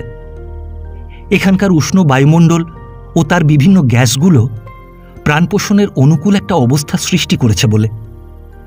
এরা নিতান্তই এই পৃথিবীর, এরই সঙ্গে এদের বন্ধন আষ্টে পৃষ্ঠে জড়ানো। ব্যাঙের ছাতার মতো হঠাৎ গজিয়ে ওঠে, লাখে লাখে পালে পালে জন্মায়, আবার পৃথিবীর বুকেই যায় মিলিয়ে। এরই মধ্য থেকে সহস্র ক্ষুদ্র ও তুচ্ছ ঘটনার আনন্দ হাসি খুশিতে দৈন ক্ষুদ্রতাকে ঢেকে রাখে। গড়ে 40টা বছর পরে সব শেষ। যেমন ওই পোকার সব শেষ হয়ে গেল, তেমনি এই অবোধ জীবগণের সঙ্গে ওই বিশাল নক্ষত্র জগতের ওই গ্রহ, উল্কা, ধূমকেতু, ওই নিঃসীম নাক্ষত্রিক বিরাট শূন্যের কি সম্পর্ক? সুদূরের পিপাসাও যেমন মিথ্যা, অনন্ত জীবনের স্বপ্নও তেমনি মিথ্যা। ভিজে জুতোর বা পচা বিচালি গাদায় ব্যাঙের ছাতার মতো যাদের উৎপত্তি, এই মহনীয় অনন্তের সঙ্গে তাদের কিসের সম্পর্ক? মৃত্যু পারে কিছুই নেই, সব শেষ। মা গেছে, অপর্ণা গেছে, অনিল গেছে, সব দাঁড়ি পড়ে গেছে, পূর্ণচ্ছেদ।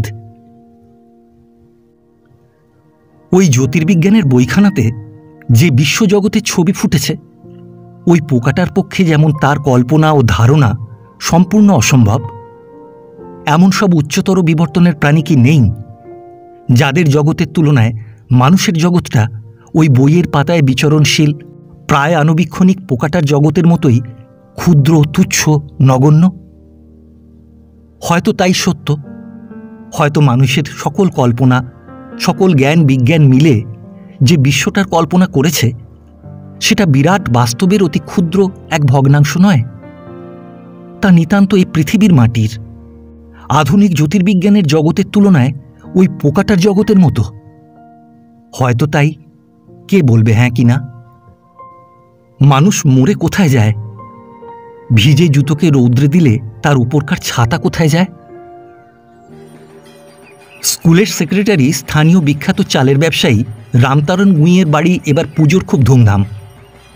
স্কুলের বিদেশি মাস্টারমশাইরা কেউ বাড়ি যাননি। এই বাজারে চাকরিটা যদি বা জুটে গেছে, এখন সেক্রেটারির মনস্তুষ্টি করে সেটা তো বজায় রাখতে হবে। তাঁরা পুজোর কদিন সেক্রেটারির বাড়িতে প্রাণপণ পরিশ্রম করে লোকজনের আদর অভ্যর্থনা, খাওয়ানোর বিলি বন্দোবস্ত প্রভৃতিতে মহাব্যস্ত। সকলেই বিজয়া দশমীর পরদিন বাড়ি যাবেন। অপুর হাতে ছিল ভাড়ার ঘরের চার্জ। কদিন রাত্রি 11টা পর্যন্ত খাটবার পর বিজয়া দশমীর দিন বিকালে সে ছুটি পেয়ে কলকাতায় এলো। প্রায় 1 বছরের একঘেয়ে ওই পাড়াগেঁয়ে জীবনের পরে বেশ লাগে শহরের এই সজীবতা। এই দিনটার সঙ্গে বহু অতীত দিনের নানা উৎসব চপল আনন্দ স্মৃতি জড়ানো আছে। কলকাতায় এলেই যেন পুরনো দিনের সেই সব উৎসবরাজি তাকে পুরনো সঙ্গী বলে চিনে ফেলে প্রীতিমধুর কলহাস্যে আবার তাকে ব্যগ্র আলিঙ্গনে আবদ্ধ করে ফেলবে। পথে চলতে চলতে নিজের ছেলের কথা মনে হতে লাগলো বারবার। তাকে দেখা হয়নি, কি জানি কীরকম দেখতে হয়েছে, অপর্ণার মতো না তার মতো। ছেলের ওপর অপু মনে মনে খুব সন্তুষ্ট ছিল না। অপর্ণার মৃত্যুর জন্য সে মনে মনে ছেলেকে দায়ী করে বসেছিল বোধহয়। ভেবেছিল পুজোর সময় একবার সেখানে গিয়ে দেখে আসবে, কিন্তু যাওয়ার কোনো তাগিদ মনের মধ্যে খুঁজে পেল না। চক্ষু লজ্জার খাতিরে খোকার পোশাকের দরুন 5টি টাকা শ্বশুরবাড়িতে মানি অর্ডার করে পাঠিয়ে পিতার কর্তব্য সমাপন করেছে। আজকের দিনে শুধু আত্মীয় বন্ধুবান্ধবদের সঙ্গে সাক্ষাৎ করতে ইচ্ছে যায়, কিন্তু তার কোনো পূর্ব পরিচিত বন্ধু আজকাল আর কলকাতায় থাকে না। কে কোথায় ছড়িয়ে পড়েছে। গ্রে স্ট্রিটের মোড়ে দাঁড়িয়ে প্রতিমা দেখতে দেখতে ভাবতে লাগলো কোথায় যাওয়া যায়। তারপরে সে লক্ষ্যহীনভাবে চলল। একটা সরু গলি, দুজন লোকে পাশাপাশি যাওয়া যায় না। দুধারে একতলার নিচু স্যাঁতস্যাঁতে ঘরে ছোট ছোট গৃহস্থেরা বাস করছে। একটা রান্নাঘরে 26-27 বছরের একটি বউ লুচি ভাজছে, দুটি ছোট মেয়ে ময়দা বেলে দিচ্ছে। অপু ভাবল 1 বছর পরে আজ হয়তো এদের লুচি খাবার উৎসব দিন। একটা উঁচু রোয়াকে অনেকগুলি লোক কোলাকুলি করছে। গোলাপি সিল্কের ফ্রক পরা কোঁকড়া চুল একটি ছোট মেয়ে দরজার পর্দা তুলে তার দিকে চেয়ে আছে। একটা দৃশ্যে তার ভারী দুঃখ হলো। এক মুড়ির দোকানে প্রৌঢ়া মুড়িওয়ালিকে এক অল্প বয়সী নিচ শ্রেণীর পতিতা মেয়ে বলছে, ও দিদি দিদি একটু পায়ের ধুলো দাও। পরে পায়ের ধুলো নিয়ে বলছে, একটু সিদ্ধি খাওয়াবে না? শোনো ও দিদি। মুড়িওয়ালি তার কথায় আদৌ কান না দিয়ে সোনার মোটা অনন্তপরা ঝিয়ের সঙ্গে কথাবার্তা কইছে। মেয়েটি তার মনোযোগ ও অনুগ্রহ আকর্ষণ করবার জন্য আবার প্রণাম করছে ও আবার বলছে, দিদি ও দিদি একটু পায়ের ধুলো দাও। পরে হেসে বলছে, একটু সিদ্ধি খাওয়াবে না ও দিদি। অপু ভাবল এই রূপহীনা হতভাগিনীও হয়তো কলকাতায় তার মতো একাকী। কোন খোলার ঘরের অন্ধকার গর্ভগৃহ থেকে আজকের দিনের উৎসবে যোগ দিতে তার চুনরি শাড়িখানা পরে বের হয়েছে। পাশের দোকানের অবস্থাপন্ন মুড়িওয়ালির অনুগ্রহ ভিক্ষা করছে, উৎসবের অংশ হতে যাতে সে বঞ্চিত না হয়। ওর চোখে ওই মুড়িওয়ালি হয়তো কত বড় লোক। ঘুরতে ঘুরতে সেই কবিরাজ বন্ধুটির দোকানে গেল।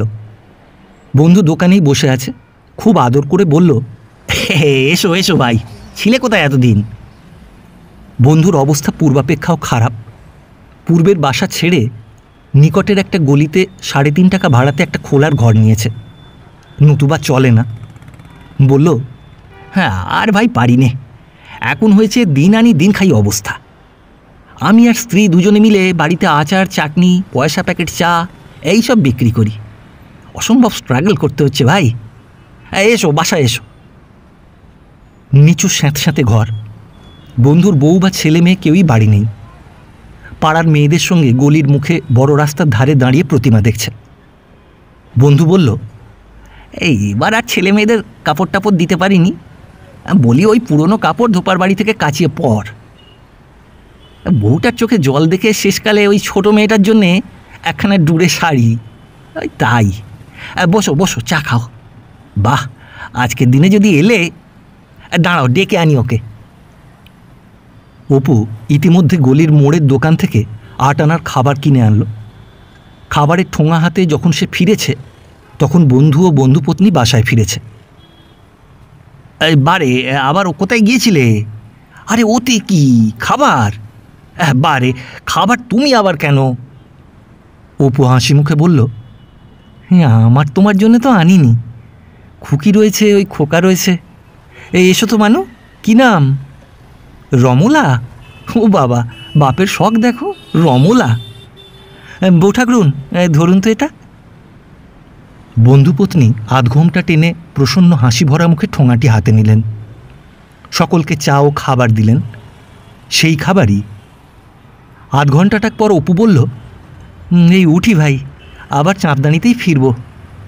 বেশ ভালো ভাই, কষ্টের সঙ্গে তুমি এই যে লড়াই করছো, এতেই তোমাকে ভালো করে চিনে নিলাম। কিন্তু বউ ঠাকুরুনকে একটা কথা বলে যাই, অত ভালো মানুষ হবেন না, আপনার স্বামীটা পছন্দ করেন না। 2-1 দিন একটু আধটু চুলোচুলি, হাতা যুদ্ধ, বেলুন যুদ্ধ, জীবনটা বেশ একটু সরস হয়ে উঠবে, বুঝলেন না? এই আমার মত নয় কিন্তু, আমার এই বন্ধুটির মত। আচ্ছা আসি, নমস্কার। বন্ধুটি পিছু পিছু এসে হাসি মুখে বলল, ও হে, তোমার বউ ঠাকুরুন বলছেন ঠাকুরপোকে জিজ্ঞেস করো উনি বিয়ে থা করবেন না এইরকম সন্ন্যাসী হয়ে ঘুরে ঘুরে বেড়াবেন? উত্তর দাও। অপু হেসে বলল, দেখে শুনে আর ইচ্ছে নেই ভাই, বলে দাও। বাইরে এসে ভাবে, আচ্ছা তবু এরা আজ ছিল বলে বিজয়ের আনন্দটা করা গেল। সত্যি শান্ত বউটি, ইচ্ছে করে এদের কোনো হেল্প করি, কি করে হয়, হাতে এদিকে পয়সা কোথায়। তারপর কিসের টানে সে ট্রামে উঠে একেবারে ভবানীপুরে লীলাদের বাড়ি গিয়ে হাজির হলো। রাত তখন প্রায় 8:30। লীলার দাদামশাইয়ের লাইব্রেরি ঘরটাতে লোকজন কথাবার্তা বলছে। গাড়ি বারান্দাতে 2খানা মোটর দাঁড়িয়ে আছে। পোকার উপদ্রবের ভয় হলের ইলেকট্রিক আলোগুলিতে রাঙা সিল্কের ঘেরাটোপ বাঁধা।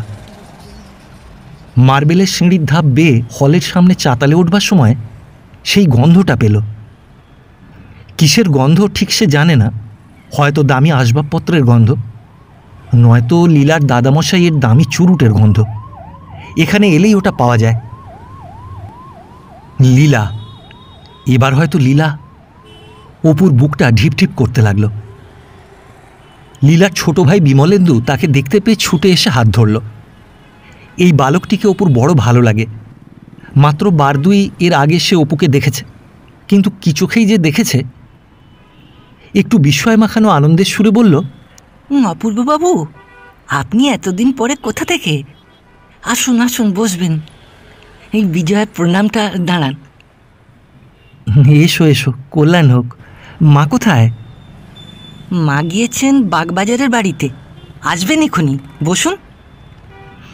ইয়ে, তোমার দিদি এখানে তো না? ও।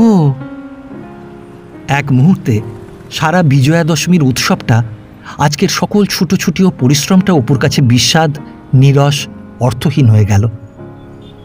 শুধু আজ বলে নয়, পুজো আরম্ভ হবার সময় থেকেই সে ভাবছে লীলা পুজোর সময় নিশ্চয়ই কলকাতায় আসবে, বিজয়ার দিন গিয়ে দেখা করবে।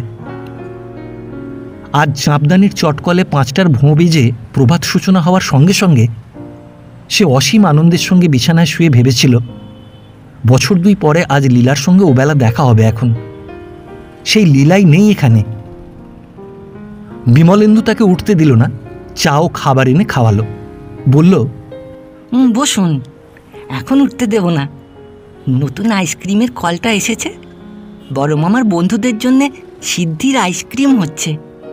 খাবেন সিদ্ধির আইসক্রিম? রোজ দেওয়া। আপনার জন্যে 1 ডিশ আনতে বলে দিলুম। আপনার গান শোনা হয়নি কতদিন। না সত্যি, একটা গান করতেই হবে, ছাড়ছি নে। আচ্ছা, লীলা কি সেই রায়পুরেই আছে? আসবে টাসবে না? এখন তো আসবে না দিদি। দিদির নিজের ইচ্ছেতে তো কিছু হওয়ার জো নেই। দাদামশাই পত্র লিখেছিলেন, জামাইবাবু উত্তর দিলেন এখন নয়, দেখা যাবে এরপর। তারপর সে অনেক কথা বলল। অপু এসব জানতো না। জামাইবাবু লোক ভালো নয়, খুব রাগী, বদমেজাজি। দিদি খুব তেজি মেয়ে বলে পেরে ওঠে না, তবু ব্যবহার আদৌ ভালো না। নাকি খুব মাতালো। দিদি তো সব কথা লেখে না, কিন্তু এবার বড়দিদির ছেলে কিছুদিন বেড়াতে গিয়েছিল নাকি গরমের ছুটিতে, সে এসে সব বললে। বড়দিদিকে আপনি চেনেন না? সুজাতাদি এখানেই আছেন, এসেছেন আজ, ডাকবো তাকে? অপুর মনে পড়ল সুজাতাকে, বড় বৌরানীর মেয়ে, বাল্যের সেই সুন্দরী তন্নি সুজাতা। বর্ধমানের বাড়িতে তারই যৌবন পুষ্পিত তনুলতাটি একদিন অপুর অনভিজ্ঞ শৈশব চক্ষুর সম্মুখে নারী সৌন্দর্যের সমগ্র ভাণ্ডার যেন নিঃশেষে উজাড় করে ঢেলে দিয়েছিল। 12 বছর পূর্বের সেই উৎসবের দিনটা আজও এমন স্পষ্ট মনে পড়ে। একটু পরে সুজাতা হাসি মুখে পর্দা ঠেলে ঘরে ঢুকল, কিন্তু একজন অপরিচিত সুদর্শন তরুণ যুবককে ঘরের মধ্যে দেখে প্রথমটা সে তাড়াতাড়ি পিছু হটে পর্দাটা পুনরায় টানতে যাচ্ছিল। বিমলেন্দু হেসে বলল, বারে, ইনি তো অপূর্ববাবু বর্দি, চিনতে পারোনি? অপু উঠে পায়ের ধুলো নিয়ে প্রণাম করল।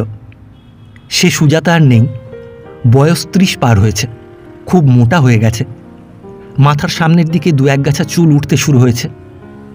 যৌবনের চটুল লাবণ্য গিয়ে মুখে মাতৃত্বের কোমলতা। বর্ধমানে থাকতে অপুর সঙ্গে একদিনও সুজাতার আলাপ হয়নি। রাঁধুনির ছেলের সঙ্গে বাড়ির বড় মেয়ের কোন আলাপই বা সম্ভব ছিল? সবাই তো আর লীলা নয়। তবে বাড়ির রাঁধুনি বামনির ছেলেটিকে ভয়ে ভয়ে বড় লোকের বাড়িতে একতলা দালানের বারান্দাতে অনেকবার সে বেড়াতে ঘোরাফেরা করতে দেখেছে বটে। সুজাতা বলল, এসো এসো, বসো। এখানে কি করো? মা কোথায়? মা তো অনেকদিন মারা গিয়েছেন। তুমি বিয়ে থাওয়া করেছো তো? কোথায়? সে সংক্ষেপে সব বলল। সুজাতা বলল, তা আবার বিয়ে করনি? না না, বিয়ে করে ফেলো। সংসারে থাকতে গেলে ওসব তো আছেই, বিশেষ যখন তোমার মাও নেই, সে বাড়ির আর মেয়েটে নেই। অপুর মনে হলো লীলা থাকলে সে তোমার মা এ কথাটা না বলে শুধু মা বলতো, তাই সে বলে। লীলার মতো আর কে এমন দয়াময়ী আছে তার জীবনে, যে তার সকল দারিদ্র্যকে, সকল হীনতাকে উপেক্ষা করে পরিপূর্ণ করুণার ও মমতার স্নেহপানি, সহজ বন্ধুত্বের মাধুর্যে তার দিকে এমন প্রসারিত করে দিয়েছে। সুজাতার কথার উত্তর দিতেই এ কথাটা ভেবে সে কেমন অন্যমনস্ক হয়ে গেল। সুজাতা ভেতরে চলে গেলে অপুর মনে হলো শুধু মাতৃত্বের শান্ত কোমলতা নয়, সুজাতার মধ্যে গৃহিণীপনার প্রবীণতাও এসে গিয়েছে। বলল, এই আসি ভাই বিমল, আমার আবার 10:30টায় গাড়ি। বিমলেন্দু তাকে এগিয়ে দিতে তার সঙ্গে অনেক দূর এলো। বলল, আর বছর ফাগুন মাসে দিদি এসেছিল, দিন 15 ছিল। কাউকে বলবেন না, আপনার পুরনো আপিসে একবার পাঠিয়েছিল আপনার খোঁজে। সবাই বললে তিনি চাকরি ছেড়ে চলে গিয়েছেন কোথায়, কেউ জানে না। আপনার কথা আমি লিখব, আপনার ঠিকানাটা দিন না। দাঁড়ান, লিখে নিন। মাঘী পূর্ণিমার দিনটা ছিল ছুটি। সারাদিন সে আশেপাশের গ্রামগুলো পায়ে হেঁটে ঘুরে বেড়িয়েছে। সন্ধ্যার অনেক পরে সে বাসায় এসে শোয়ামাত্র ঘুমিয়ে পড়ল। কত রাত্রে জানে না, তক্তপোষের কাছের জানালাতে কার মৃদু করাঘাতের শব্দে তার ঘুম ভেঙে গেল। শীত এখনো বেশি বলে জানলা বন্ধই ছিল। বিছানার উপর বসে সে জানলাটা খুলে ফেলল। কে যেন বাইরের রোয়াকে জ্যোৎস্নার মধ্যে দাঁড়িয়ে। কে? উত্তর নেই। সে তাড়াতাড়ি দুয়ার খুলে বাইরের রোয়াকে এসে অবাক হয়ে গেল। কে একটি স্ত্রীলোক এত রাত্রে তার জানলার কাছে দেয়াল ঘেঁষে বিষণ্ণভাবে দাঁড়িয়ে আছে। অপু আশ্চর্য হয়ে কাছে গিয়ে বলল, কে ওখানে? পরে বিস্ময়ের সুরে বলল, পটেশ্বরী, তুমি এখানে এত রাত্রে? কোথা থেকে? তুমি শ্বশুরবাড়ি ছিলে, এখানে কি করে? পটেশ্বরী নিঃশব্দে কাঁদছিল, কথা বলল না। অপু চেয়ে দেখল তার পায়ের কাছে একটা ছোট পুঁটুলি পড়ে আছে। বিস্ময়ের সুরে বলল, কেঁদো না পটেশ্বরী, কি হয়েছে বলো। আর এখানে এভাবে দাঁড়িয়েও তো শুনি কি হয়েছে। তুমি এখন আসছো কোত্থেকে বলো তো? পটেশ্বরী কাঁদতে কাঁদতে বলল, রিসরে থেকে হেঁটে আসছি, অনেক রাত্রিরে বেরিয়েছি, আর আমি সেখানে যাব না। আচ্ছা চলো চলো, তোমায় বাড়িতে দিয়ে আসি। কি বোকা মেয়ে, এত রাত্রিরে কি এভাবে বেরোতে আছে? ছি! আর এই কনকনে শীতে গায়ে একখানা গরম কাপড় নেই, কিছু না। এ কি ছেলে মানুষই। আপনার পায়ে পড়ি মাস্টার মশাই, আপনি বাবাকে বলবেন আর যেন সেখানে না পাঠায়। সেখানে গেলে আমি মরে যাব, পায়ে পড়ি আপনার। বাড়ির কাছাকাছি গিয়ে বলল, বাড়িতে যেতে বড্ড ভয় করছে মাস্টার মশাই, আপনি একটু বলবেন বাবা মাকে বুঝিয়ে। সে এক কাণ্ড আর কি। অত রাত্রে ভাগ্যে রাত অনেক, পথে কেউ নেই। অপু তাকে সঙ্গে নিয়ে দিঘড়ি বাড়ি এসে পটেশ্বরীর বাবাকে ডেকে তুলে সব কথা বলল। পূর্ণ দিঘড়ি বাইরে এলেন। পটেশ্বরী আমগাছের তলায় বসে পড়ে হাঁটুতে মুখ গুঁজে কাঁদছে ও হাড় ভাঙা শীতে ঠকঠক করে কাঁপছে। না একখানা শীতবস্ত্র, না একখানা মোটা চাদর। বাড়ির মধ্যে গিয়ে পটেশ্বরী কেঁদে মাকে জড়িয়ে ধরল। একটু পরে পূর্ণ দিঘড়ি তাকে ডেকে বাড়ির মধ্যে নিয়ে গিয়ে দেখালেন পটেশ্বরীর হাতে, পিঠে, ঘাড়ের কাছে প্রহারের কালশিরার দাগ। এক এক জায়গায় রক্ত ফেটে বেরিয়েছে। মাকে ছাড়া দাগগুলি সে আর কাউকে দেখায়নি, তিনি আবার স্বামীকে দেখিয়েছেন। ক্রমেই জানা গেল পটেশ্বরী নাকি রাত 12টা থেকে পুকুরের ঘাটে শীতের মধ্যে বসে ভেবেছে কি করা যায়। 2 ঘন্টা শীতে ঠকঠক করে কাঁপবার পরও সে বাড়ি আসবার সাহস সঞ্চয় করতে না পেরে মাস্টারমশাইয়ের জানলায় শব্দ করেছিল। মেয়েকে আর সেখানে পাঠানো চলতে পারে না, এ কথা ঠিক। দিঘড়ি মশাই অপুকে জিজ্ঞাসা করলেন তার কোনো উকিল বন্ধু আছে কিনা। এ সম্বন্ধে একটা আইনের পরামর্শ বিশেষ আবশ্যক। মেয়ের ভরণ পোষণের দাবি দিয়ে তিনি জামাইয়ের নামে নালিশ করতে পারেন কিনা। অপু দিন 2 শুধুই ভাবতে লাগলো এক্ষেত্রে কি করা উচিত। সুতরাং স্বভাবতই সে খুব আশ্চর্য হয়ে গেল যখন মাঘী পূর্ণিমার দিন 5 পরে সে শুনল পটেশ্বরীর স্বামী এসে পুনরায় তাকে নিয়ে গেছে। কিন্তু তাকে আরও বেশি আশ্চর্য হতে হলো সম্পূর্ণ আর এক ব্যাপারে। একদিন সে স্কুল থেকে ছুটির পরে বাইরে আসছে।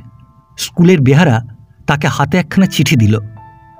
খুলে পড়ল স্কুলের সেক্রেটারি লিখেছেন তাকে আর বর্তমানে আবশ্যক নেই, 1 মাসের মধ্যে সে যেন অন্যত্র চাকরি দেখে নেয়।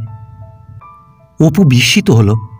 কি ব্যাপার, হঠাৎ এ নোটিশের মানে কি? সে তখনই হেডমাস্টারের কাছে গিয়ে চিঠিখানি দেখালো। তিনি নানা কারণে অপুর ওপর সন্তুষ্ট ছিলেন না।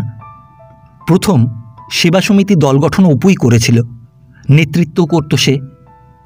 ছেলেদের সে অত্যন্ত প্রিয় পাত্র, তার কথায় ছেলেরা উঠে বসে। জিনিসটা হেডমাস্টারের চক্ষুশূল। অনেকদিন থেকেই তিনি সুযোগ খুঁজছিলেন। ছিদ্রটা এতদিন পাননি, পেলে কি আর একটা অনভিজ্ঞ ছোকরাকে জব্দ করতে এতদিন লাগত? হেডমাস্টার কিছু জানেন না, সেক্রেটারির ইচ্ছে, তার হাত নেই। সেক্রেটারি জানালেন কথাটা এই যে অপূর্ববাবুর নামে নানা কথা রটেছে দিঘরি বাড়ির মেয়েটির সেই সব ঘটনা নিয়ে। অনেকদিন থেকেই এ নিয়ে তাঁর কানে কোনো কোনো কথা গেলেও তিনি শোনেননি। কিন্তু সম্প্রতি ছেলেদের অভিভাবকদের মধ্যে অনেকে আপত্তি করছেন যে ওরূপ চরিত্রের শিক্ষককে স্কুলে কেন রাখা হয়। অপুর প্রতিবাদ সেক্রেটারি কানে তুললেন না। দেখুন, ওই সব কথা আলাদা। আমাদের স্কুলের ওই ছাত্রদের দিক থেকে এই ব্যাপারটা অন্যভাবে আমরা দেখব কি না। একবার যার নামে কুৎসা রটেছে তাকে আর আমরা শিক্ষক হিসেবে রাখতে পারি নে, তা সে সত্যিই হোক বা মিথ্যেই হোক। অপুর মুখ লাল হয়ে গেল এই বিরাট অবিচারে। সে উত্তেজিত সুরে বলল, বেশ তো মশাই, এ বেশ জাস্টিস হলো তো। সত্যি মিথ্যে না জেনে আপনারা একজনকে এই বাজারে অনায়াসে চাকরি থেকে ছাড়িয়ে দিচ্ছেন, বেশ তো। বাইরে এসে রাগে ও ক্ষোভে তার চোখে জল এসে গেল। মনে ভাবল এসব হেডমাস্টারের কারসাজি। আমি যাব তাঁর বাড়ি খোসামত করতে, যায় যাক চাকরি। কিন্তু এদের অদ্ভুত বিচার বটে। ডিফেন্ড করার একটা সুযোগ তো খুনির আসামিকেও দেয়া হয়ে থাকে, তাও এরা আমায় দিলে না। কদিন সে বসে ভাবতে লাগলো, এখানকার চাকরির মেয়াদ তো আর এই মাসটা, তারপর কি করা যাবে। স্কুলে এক নতুন মাস্টার কিছুদিন পূর্বে কোনো এক মাসিক পত্রিকায় গল্প লিখে 10 টাকা পেয়েছিলেন। গল্পটা সেই ভদ্রলোকের কাছে অপু অনেকবার শুনেছে। আচ্ছা, সেও এখানে বসে খাতায় একটা উপন্যাস লিখতে শুরু করেছিল। মনে মনে ভাবল 10-12 চ্যাপ্টার তো লেখা আছে, উপন্যাসখানা যদি লিখে শেষ করতে পারি তার বদলে কেউ টাকা দেবে না। কেমন হচ্ছে কে জানে, একবার রামবাবুকে দেখাবো। নোটিশ মতো অপুর কাজ ছাড়বার আর বিলম্ব নেই। একদিন পোস্ট অফিসের ডাক ব্যাগ খুলে খাম ও পোস্টকার্ডগুলি নাড়তে চাড়তে একখানা বড় চৌকো সবুজ রঙের মোটা খামের ওপর নিজের নাম দেখে বিস্মিত হলো। কে তাকে এত বড় শৌখিন খামে চিঠি দিল? প্রণব নয়, অন্য কেউ নয়। হাতের লেখাটা সম্পূর্ণ অপরিচিত। খুলে দেখলেই তো তার সকল রহস্য এখনই চলে যাবে। এখন থাক, বাসায় গিয়ে পড়বে এখন। এই অজানার আনন্দটুকু যতক্ষণ ভোগ করা যায়। রান্না খাওয়ার কাজ শেষ হতে মার্টিন কোম্পানির রাত 10টার গাড়িটা এসে পড়ল। বাজারের দোকানে দোকানে ঝাঁপ পড়ল। অপু পত্রখানা খুলে দেখল, 2খানা চিঠি, একখানা ছোট 4-5 লাইনের, আর একখানা মোটা সাদা কাগজে। পরক্ষণেই আনন্দে, বিস্ময়ে, উত্তেজনায় তার বুকের রক্ত যেন চলকে উঠে গেল মাথায়। সর্বনাশ, কার চিঠি এ? চোখকে যেন বিশ্বাস করা যায় না। লীলা তাকে লিখেছে। সঙ্গের চিঠিখানা তার ছোট ভাইয়ের। সে লিখেছে, দিদির এই পত্রখানা তার পত্রের মধ্যে এসেছে, অপুকে পাঠাবার অনুরোধ ছিল দিদির, পাঠানো হলো। অনেক কথা, 9 পৃষ্ঠা ছোট ছোট অক্ষরের চিঠি। খানিকটা পড়ে সে খোলা হাওয়ায় এসে বসল। কি অবর্ণনীয় মনোভাব, বোঝানো যায় না, বলা যায় না। আরম্ভটা এইরকম। ভাই অপূর্ব, অনেকদিন তোমার কোনো খবর পাইনি। তুমি কোথায় আছো, আজকাল কি করো, জানবার ইচ্ছে হয়েছে অনেকবার, কিন্তু কে বলবে, কার কাছেই বা খবর পাবো।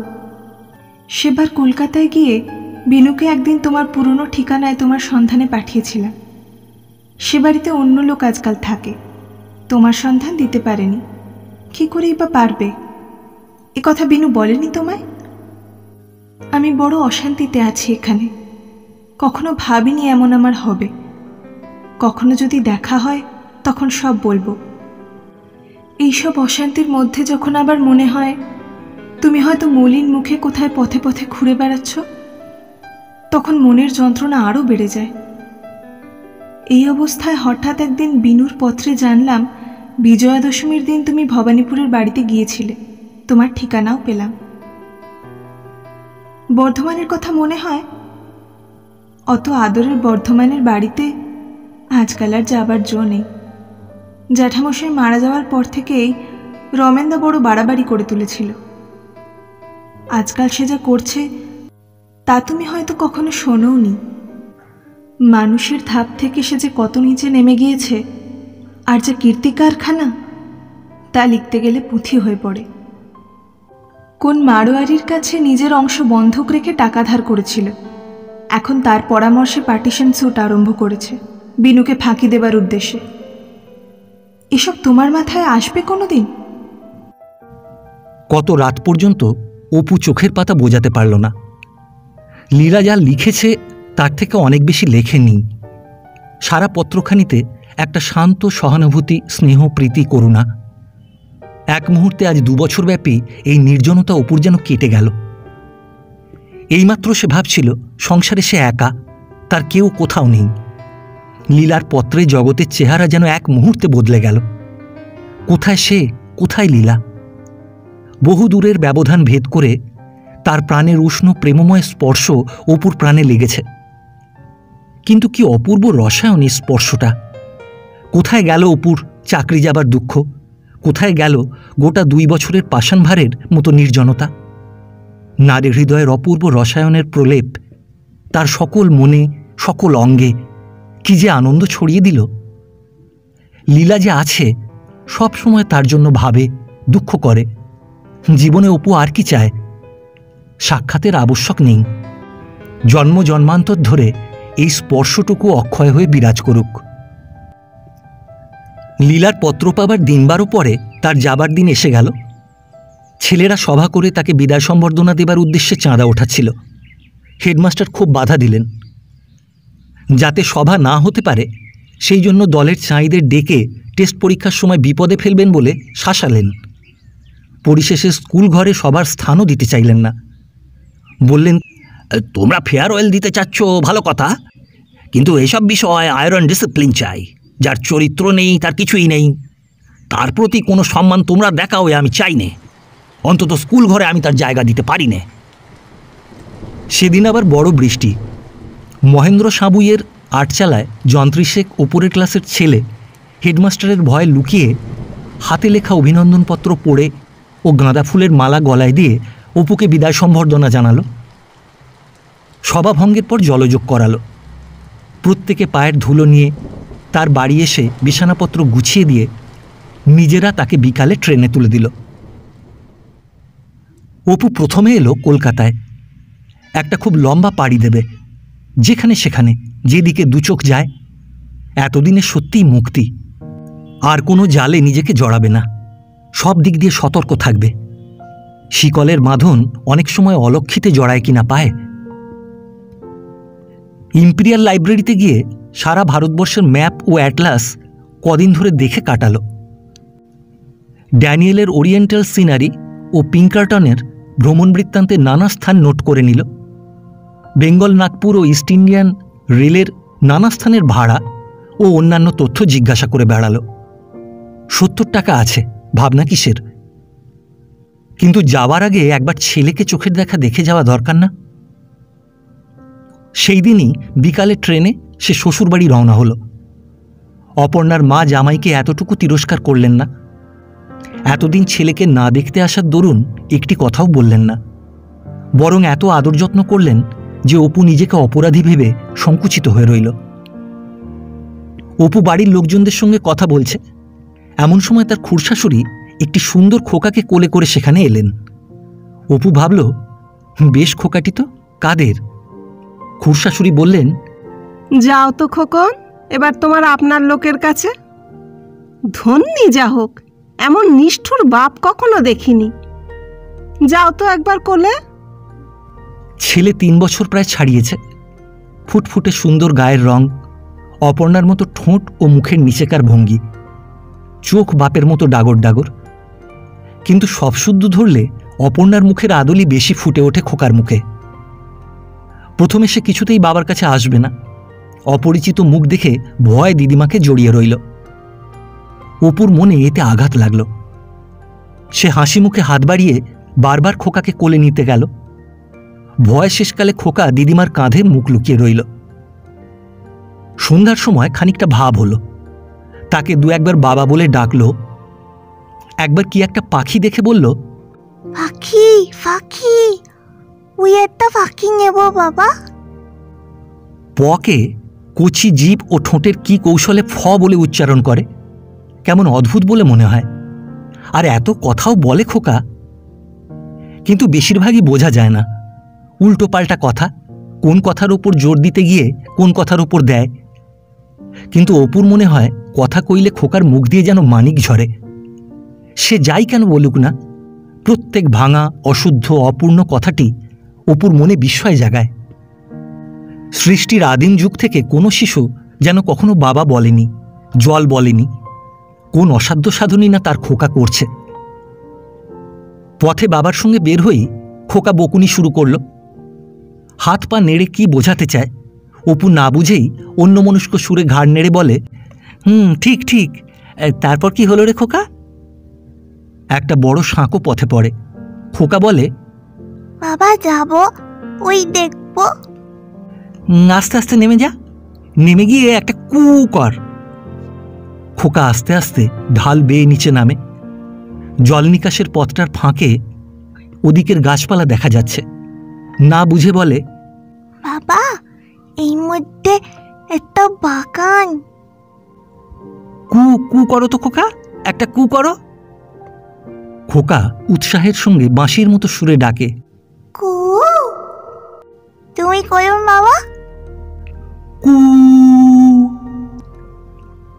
খোকা আমোদ পেয়ে নিজে আবার করে, আবার বলে, তুমি কলুন। তুমি করো। বাড়ি ফেরবার পথে বলে, খবি থাক এনো বাবা, দিদিমা খবি থাক আনবে, খবি থাক ভালো। সন্ধ্যাবেলা খোকা আরও অনেক গল্প করে। এখানকার চাঁদ গোল, মাসিমার বাড়ি একবার গিয়েছিল, সেখানকার চাঁদ ছোট, এতটুকু। এতটুকু? অতটুকু চাঁদ কেন বাবা? শীঘ্রই অপু দেখল খোকা দুষ্টুও বড়। অপু পকেট থেকে টাকা বের করে গুনছে। খোকা দেখতে পেয়ে চিৎকার করে সবাইকে বলে, দেখ কত টাকা, আয় আয়। পরে একটা টাকা তুলে নিয়ে বলে, এটা আমি কিছুতেই দেব না। হাতে মুঠো বেঁধে থাকে। আমি কাঁচের বাটা কিনবো। অপু ভাবে খোকাটা দুষ্টুও তো হয়েছে। এই দে, টাকা কি করবি? না, কিছুতেই দেব না। ঘাড় দুলিয়ে হাসে। অপুর টাকাটা হাত থেকে নিতে কষ্ট হয়, তবু নেয়। একটা টাকার ওর কি দরকার, মিছিমিছি নষ্ট। কলকাতা ফেরবার সময় অপর্ণার মা বললেন, বাবা, আমার মেয়ে গিয়েছে যাক, কিন্তু তোমার কষ্টই হয়েছে আমার বেশি। তোমাকে যে কি চোখে দেখেছিলাম বলতে পারিনে। তুমি যে এরকম পথে পথে বেড়াচ্ছ, এতে আমার বুক ফেটে যায়। তোমার মা বেঁচে থাকলে কি বিয়ে না করে পারতে? খোকনের কথাটাও তো ভাবতে হবে। একটা বিয়ে করো বাবা। নৌকায় আবার পীরপুরের ঘাটে আসা। অপর্ণার ছোট খুড়তুতো ভাই ননি তাকে তুলে দিতে এসেছিল। খর রৌদ্রে বড়দলের নোনা জল চকচক করছে। মাঝ নদীতে একখানা বাদাম তোলা মহাজনী নৌকো। দূরে বড়দলের মোহনার দিকে সুন্দরবনের ধোঁয়া ধোঁয়া অস্পষ্ট সীমারেখা।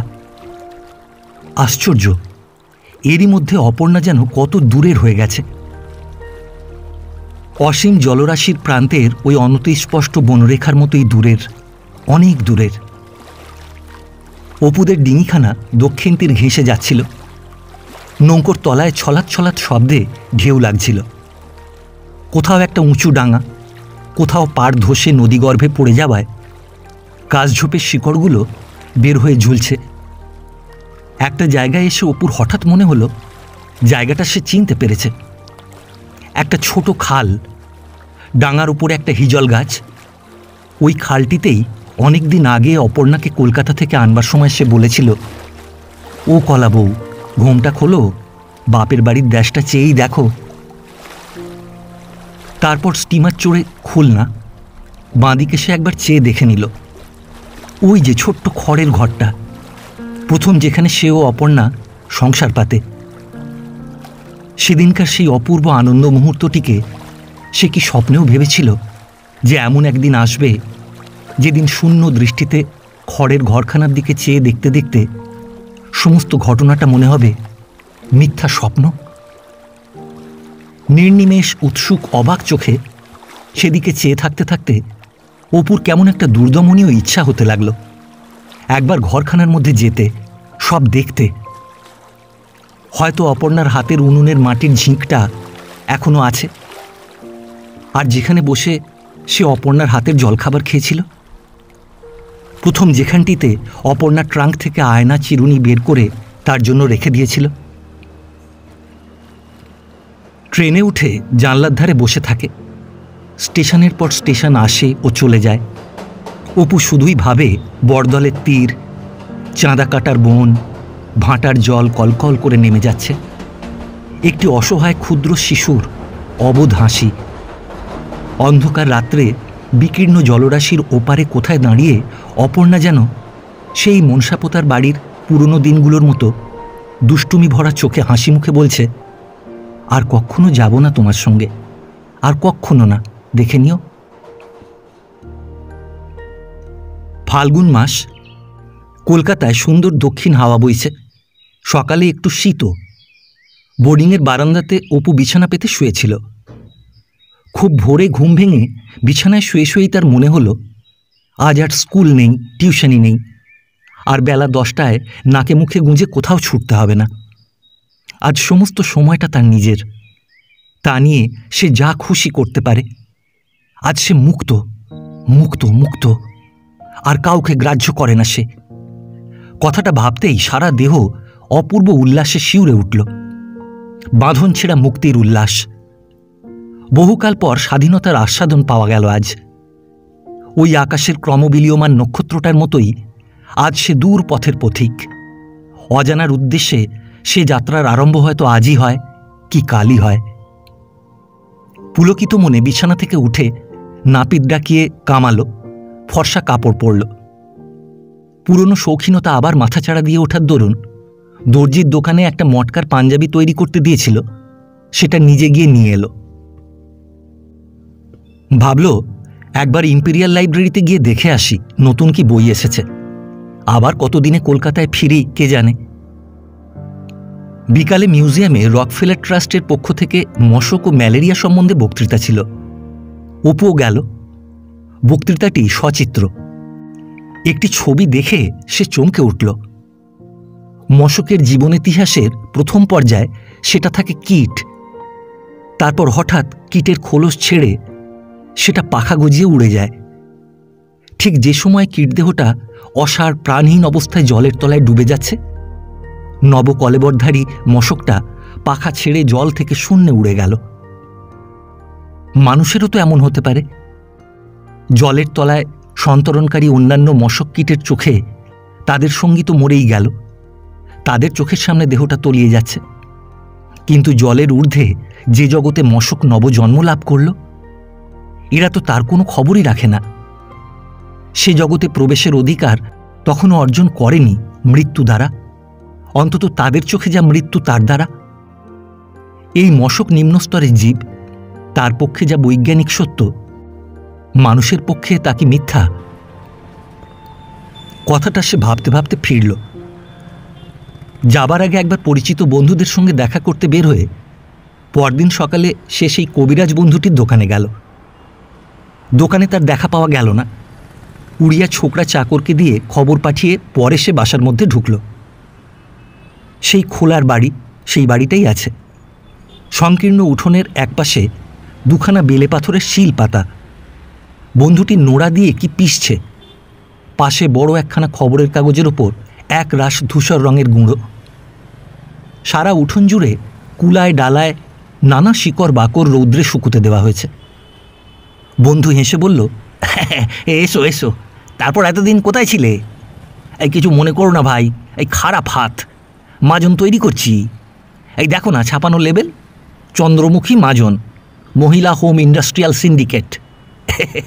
আজকাল মেয়েদের নাম না দিলে পাবলিকের সিম্প্যাথি পাওয়া যায় না, তাই ওই নাম দিয়েছি। বসো বসো। ওগো বেরিয়ে এসো না, এই অপূর্ব এসেছে, একটু চাটা করো। অপূর্ব হেসে বলল, এই সিন্ডিকেটের সভ্য তো দেখছি আপাতত মোটে দুজন, তুমি আর তোমার স্ত্রী, এবং খুব যে অ্যাক্টিভ সভ্য তাও বুঝছি।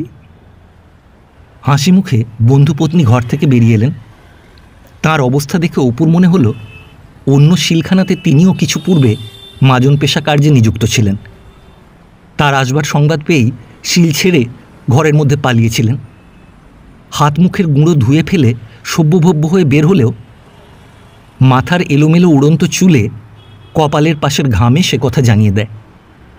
বন্ধু বলল, কি করি বলো ভাই, দিনকাল যা পড়েছে, পাওনাদারের কাছে দুবেলা অপমান হচ্ছে। ছোট আদালতে নালিশ করে দোকানের ক্যাশ বাক্স সিল করে দিয়েছে। আর দিনে 1 টাকা খরচ, বাসায় কোনো দিন খাওয়া হয় কোনো দিন।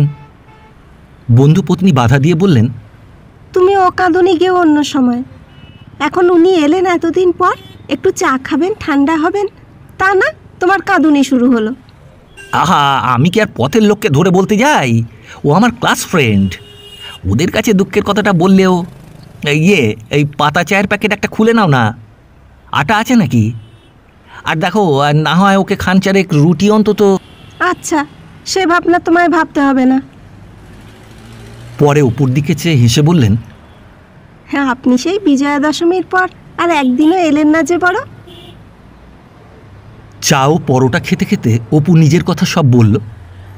শীঘ্রই বাইরে যাচ্ছে সে কথাটাও বলল। বন্ধু বলল, তবে এই দেখো ভাই, তবু তুমি একা, আর আমি স্ত্রী পুত্র নিয়ে এই কলকাতা শহরের মধ্যে আজ 5-5টি বছর যে কি করে দিন কাটাচ্ছি, তার এই সব নিয়ে একরকম চালাই। পয়সা প্যাকেট চা আছে, খদিরাদি মোদক আছে, আর মাজনের লাভ মন্দ না, কিন্তু কি জানো, এই কৌটোটা পড়ে যায় 1.5 পয়সার ওপর। মাজনে, লেবেলে, ক্যাপসুলে তাও প্রায় 2 পয়সা। তোমার কাছে আর লুকিয়ে কি করব, স্বামী স্ত্রীতে খাটি, কিন্তু মজুরি পোষায় কই। তবু তো দোকানির কমিশন ধরিনি হিসেবের মধ্যে। এদিকে 4 পয়সার বেশি দাম করলে কম্পিট করতে পারবো না। খানিক পরে বন্ধু বলল, ওহে, তোমার বউ ঠাকুরুন বলছেন আমাদের তো একটা খাওয়া পাওনা আছে, এবার সেটা হয়ে যাক না কেন? বেশ একটা ফেয়ারওয়েল ফিস্ট হয়ে যাবে এখন। তবে উল্টো এই যা। অপু মনে মনে ভারী কৃতজ্ঞ হয়ে উঠল বন্ধুপত্নীর প্রতি। এদের মলিন বেশ ও ছেলেমেয়েগুলির জীর্ণ চেহারা থেকে এদের ইতিহাস সে ভালোই বুঝেছিল। কিছু ভালো খাবার আনিয়ে খাওয়ানো, একটু আমোদ আহ্লাদ করা, কিন্তু হয়তো সেটা দরিদ্র সংসারে সাহায্যের মতো দেখাবে। যদি এরা না নেয় বা মনে কিছু ভাবে। ওপক্ষ থেকে প্রস্তাবটা আসতে সে ভারী খুশি হলো। ভোজের আয়োজনে 6-7 টাকা ব্যয় করে অপু বন্ধুর সঙ্গে ঘুরে বাজার করল। কই মাছ, গলদা চিংড়ি, ডিম, আলু, ছানা, দই, সন্দেশ। হয়তো খুব বড় ধরনের কিছু ভোজ নয়, কিন্তু বন্ধুপত্নীর আদরে হাসি মুখে তা এত মধুর হয়ে উঠল, এমনকি একসময় অপুর মনে হলো আসলে তাকে খাওয়ানোর জন্যই বন্ধুপত্নীর এই ছল। লোকে ইষ্টদেবতাকেও এত যত্ন করে না বোধ হয়। পেছনে সব সময় বন্ধুর বউটি পাখা হাতে বসে তাদের বাতাস করছিলেন। অপু হাত ওঠাতেই হাসি মুখে বললেন, ও হবে না, আপনি আরেকটু ছানার ডালনা নিন। ও কি মোচার চপ পাতে ফেলে রাখলেন কার জন্য? সে শুনবো না। এই সময় একটি 15-16 বছরের ছেলে উঠোনে এসে দাঁড়ালো। বন্ধু বলল, এসো এসো কুঞ্জ, এসো বাবা, এইটি আমার শালির ছেলে, বাগবাজারে থাকে। আমার সে ভাইরা ভাই মারা গেছে গত শ্রাবণ মাসে। পাটের প্রেসে কাজ করত, গঙ্গার ঘাটে রেল লাইন পেরিয়ে আসতে হয়। তা রোজই আসে। সেদিন একখানা মালগাড়ি দাঁড়িয়ে আছে, তা ভাবলে আবার অতখানি ঘুরে যাব। যেমন গাড়ির তলা দিয়ে গলে আসতে গিয়েছে আর অমনি গাড়িখানা দিয়েছে ছেড়ে। তারপর চাকায় কেটে কুটে একেবারে আর কি। ওই দুটি মেয়ে, আমার শালি আর এই ছেলেটি, একরকম করে বন্ধু বান্ধবদের সাহায্যে চলছে। উপায় কি? তাই আজ ভালো খাওয়াটা আছে। কাল স্ত্রী বললে, যাও কুঞ্জকে বলে এসো। ওরে বসে যা বাবা, থালা না থাকে পাতা একখানা পেতে। হাত মুখটা ধুয়ে আয় বাবা, এত দেরি করে ফেললি কেন? বেলা বেশি ছিল না। খাওয়া দাওয়ার পর গল্প করতে করতে অনেক রাত হয়ে গেল। অপু বলল, আচ্ছা আজ উঠি ভাই, বেশ আনন্দ হলো আজ অনেক দিন পরে। বন্ধু বলল, ওগো অপূর্বকে আলো ধরে ওই গলির মুখটা পার করে দাও তো, আমি আর উঠতে পারি নে। একটা ছোট্ট কেরোসিনের টেমি হাতে বউটি অপুর পেছনে পেছনে চলল। অপু বলল, এই থাক বউ ঠাকুরুন, আর এগোবেন না, এমন কি আর অন্ধকার, যান আপনি। আবার কবে আসবেন? ঠিক নেই, এখন একটা লম্বা পাড়ি তো দিই। কেন, একটা বিয়ে থা করুন না। পথে পথে সন্ন্যাসী হয়ে এরকম করে বেড়ানো কি ভালো? মাও তো নেই শুনেছি। কবে যাবেন আপনি? যাবার আগে একবার আসবেন না যদি পারেন। তা হয়ে উঠবে না বউ ঠাকুরুন, ফিরি যদি আবার তখন বরং। আচ্ছা নমস্কার। বউটি টেমি হাতে গলির মুখে দাঁড়িয়ে রইল। পরদিন সে সকালে উঠে ভেবে দেখল হাতের পয়সা নানা রকমে উড়ে যাচ্ছে। আর কিছুদিন দেরি করলে যাওয়াই হবে না। এখানেই আবার চাকরির উমেদার হয়ে দৌড়ে দৌড়ে ঘুরতে হবে। কিন্তু আকাশ পাতাল ভেবেও কিছু ঠিক হলো না। একবার মনে হয় এটা ভালো, আবার মনে হয় ওটা ভালো। অবশেষে স্থির করল স্টেশনে গিয়ে সামনে যা পাওয়া যাবে তাতেই উঠে যাবে। জিনিসপত্র বেঁধে গুছিয়ে হাওড়া স্টেশনে গিয়ে দেখল আর মিনিট 15 পরে 4 নম্বর প্ল্যাটফর্ম থেকে গয়া প্যাসেঞ্জার ছাড়ছে। একখানা থার্ড ক্লাসের টিকিট কিনে সোজা ট্রেনে উঠে জানলার ধারের একটা জায়গায় সে নিজের বিছানাটি পেতে বসল। অপু কি জানতো এই যাত্রা তাকে কোন পথে চালিত করে নিয়ে চলেছে? এই 4:20 মিনিটের গয়া প্যাসেঞ্জার। পরবর্তী জীবনে সে কতবার ভেবেছে যে সে তো পাঁজি দেখে যাত্রা শুরু করেনি, কিন্তু কোন মহাশুভ মাহেন্দ্রক্ষণে সে হাওড়া স্টেশনে থার্ড ক্লাস টিকিট ঘরের ঘুলঘুলিতে ফিরিঙ্গি মেয়ের কাছে গিয়ে একখানা টিকিট চেয়েছিল। 10 টাকার একখানা নোট দিয়ে 5.5 টাকা ফেরত পেয়েছিল। মানুষ যদি তার ভবিষ্যৎ জানতে পারত।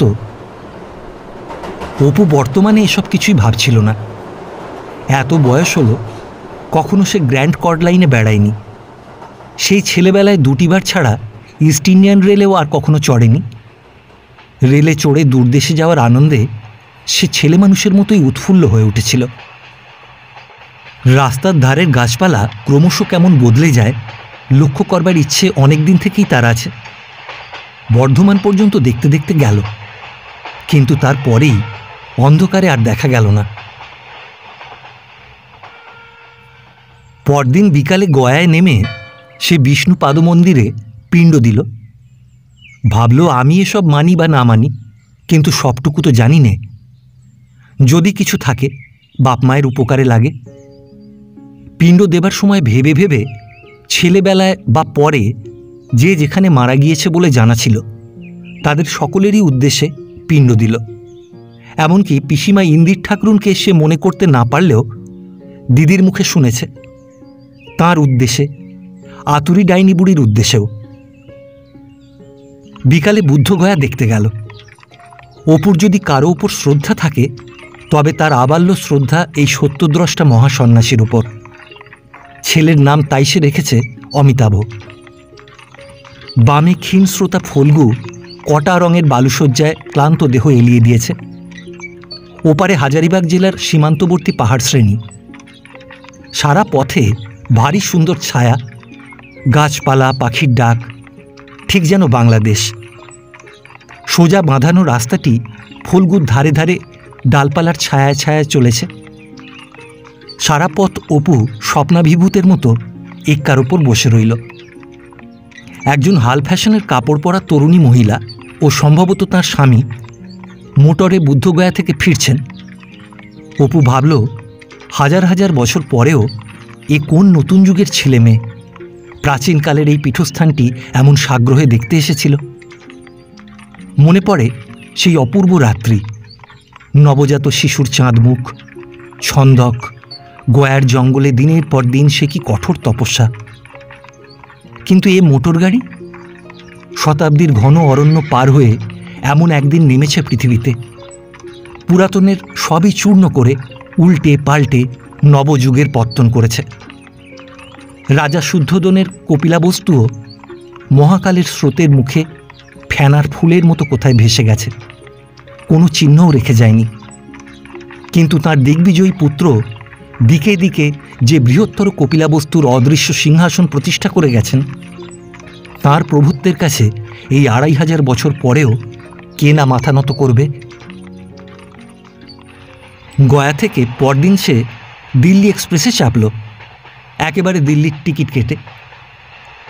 পাশের বেঞ্চিতেই একজন বাঙালি ভদ্রলোক ও তাঁর স্ত্রী যাচ্ছিলেন। কথায় কথায় ভদ্রলোকটির সঙ্গে আলাপ হয়ে গেল। গাড়িতে আর কোনো বাঙালি নেই, কথাবার্তার সঙ্গী পেয়ে তিনি খুব খুশি। অপুর কিন্তু বেশি কথাবার্তা ভালো লাগছিল না। এরা এ সময় এত বকবক করে কেন? মারোয়াড়ি দুটি তো সাসারাম থেকে নিজেদের মধ্যে বকুনি শুরু করেছে, মুখের আর বিরাম নেই। খুশি ভরা উৎসুক ব্যগ্র মনে সে প্রত্যেক পাথরের নুড়িটি, গাছপালাটি লক্ষ্য করে চলেছিল। বাম দিকের পাহাড় শ্রেণীর পেছনে সূর্য অস্ত গেল, সারা পশ্চিম আকাশটা লাল হয়ে আছে। আনন্দের আবেগে সে দ্রুতগামী গাড়ির দরজা খুলে দরজার হাতল ধরে দাঁড়াতেই ভদ্রলোকটি বলে উঠলেন, এই পড়ে যাবেন, পাদানিতে স্লিপ করলেই বন্ধ করুন মশাই। অপু হেসে বলল, বেশ লাগে, কিন্তু মনে হয় যেন উড়ে যাচ্ছি। গাছপালা, খাল, নদী, পাহাড়, কাঁকড় ভরা জমি, গোটা শাহাবাদ জেলাটা তার পায়ের তলা দিয়ে পালাচ্ছে।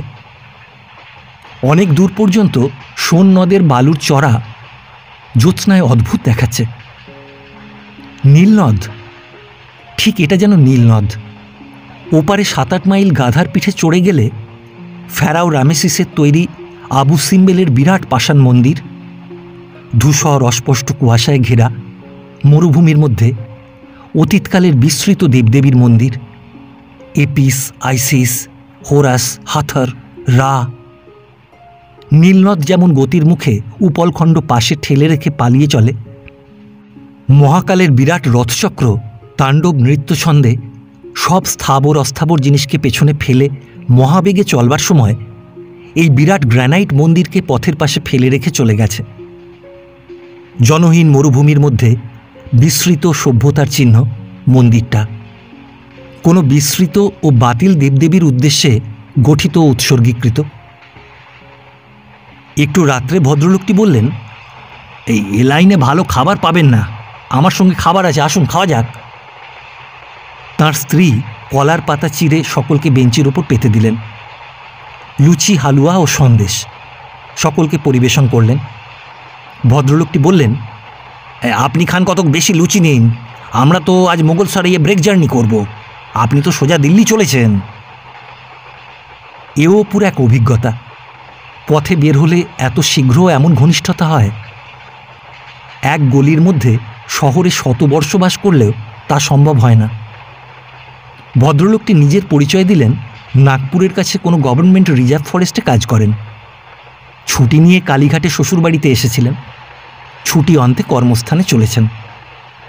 অপুকে ঠিকানা দিলেন, বারবার অনুরোধ করলেন সে যেন দিল্লি থেকে ফেরবার পথে একবার অতি অবশ্য যায়। বাঙালির মুখ মোটে দেখতে পান না, অপু গেলে তাঁরা তো কথা বলে বাঁচেন। মোগলসরাইয়ে গাড়ি দাঁড়ালো। অপু মালপত্র নামাতে সাহায্য করল, হেসে বলল, আচ্ছা বৌঠাকরুন, নমস্কার, শিগগিরই আপনাদের ওখানে উপদ্রব করছি কিন্তু। দিল্লিতে ট্রেন পৌঁছল রাত্রি 11:30টায়। গাজিয়াবাদ স্টেশন থেকে সে বাইরের দিকে ঝুঁকে চেয়ে দেখল যে দিল্লিতে গাড়ি এসেছিল তা এস কাপুর কোম্পানির দিল্লি নয়, লেজিসলেটিভ অ্যাসেম্বলির মেম্বারদের দিল্লি নয়, এশিয়াটিক পেট্রোলিয়ামের এজেন্টের দিল্লি নয়। সে দিল্লি সম্পূর্ণ ভিন্ন। বহু কালের বহু যুগের নরনারীদের, মহাভারত থেকে শুরু করে রাজসিংহ ও মাধবী কঙ্কন, সমুদয় কবিতা, উপন্যাস, গল্প, নাটক, কল্পনা ও ইতিহাসের মালমশলায় তার প্রতি ইটখানা তৈরি। তার প্রতি ধূলিকণা অপুর মনের রোম্যান্সে সকল নায়ক নায়িকার পুণ্য পাদপুত। ভীষ্ম থেকে অরঙ্গজেব ও সদাশিব রাও পর্যন্ত, গান্ধারী থেকে জাহানারা পর্যন্ত, সাধারণ দিল্লি থেকে সে দিল্লির দূরত্ব অনেক। দিল্লি হনৌজ দূরাস্ত, বহু দূর, বহু শতাব্দীর দূর পারে।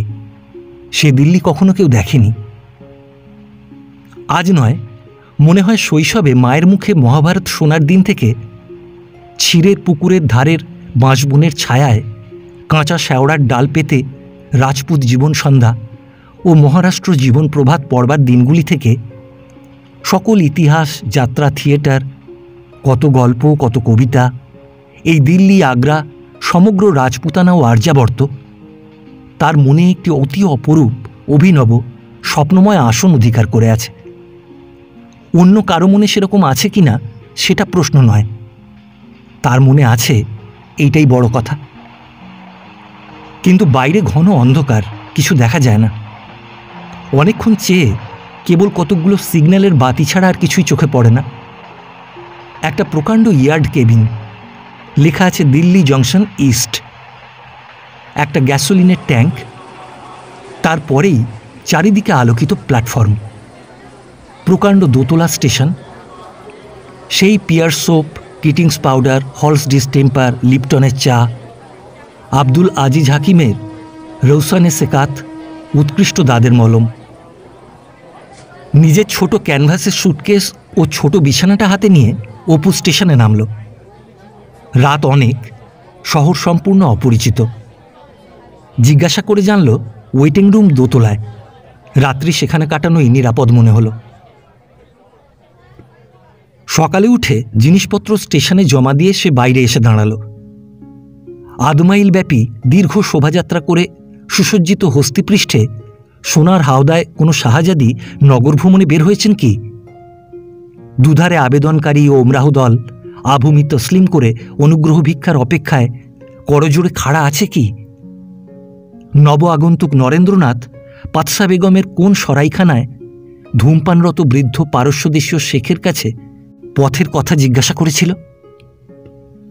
কিন্তু এ যে একেবারে কলকাতার মতোই সব, এমনকি মণিলাল জুয়েলার্সের বিজ্ঞাপন পর্যন্ত। দুজন লোক কলকাতা থেকে বেড়াতে এসেছিল, টাঙা ভাড়া সস্তা পড়বে বলে তাকে তারা সঙ্গে নেবার প্রস্তাব করল। কুতুবের পথে একজন বলল, মশাই, আরও বারদই দিল্লি এসেছি। কুতুবের মুরগির কাটলেট খাননি কখনো না? আহ, সে যা জিনিস!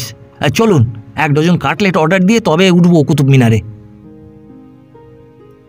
বাল্যকালে দেওয়ানপুরে পড়বার সময় পুরনো দিল্লির কথা পড়ে তার কল্পনা করতে গিয়ে বারবার স্কুলের পাশের একটা পুরনো ইট খোলার ছবি অপুর মনে উদয় হতো।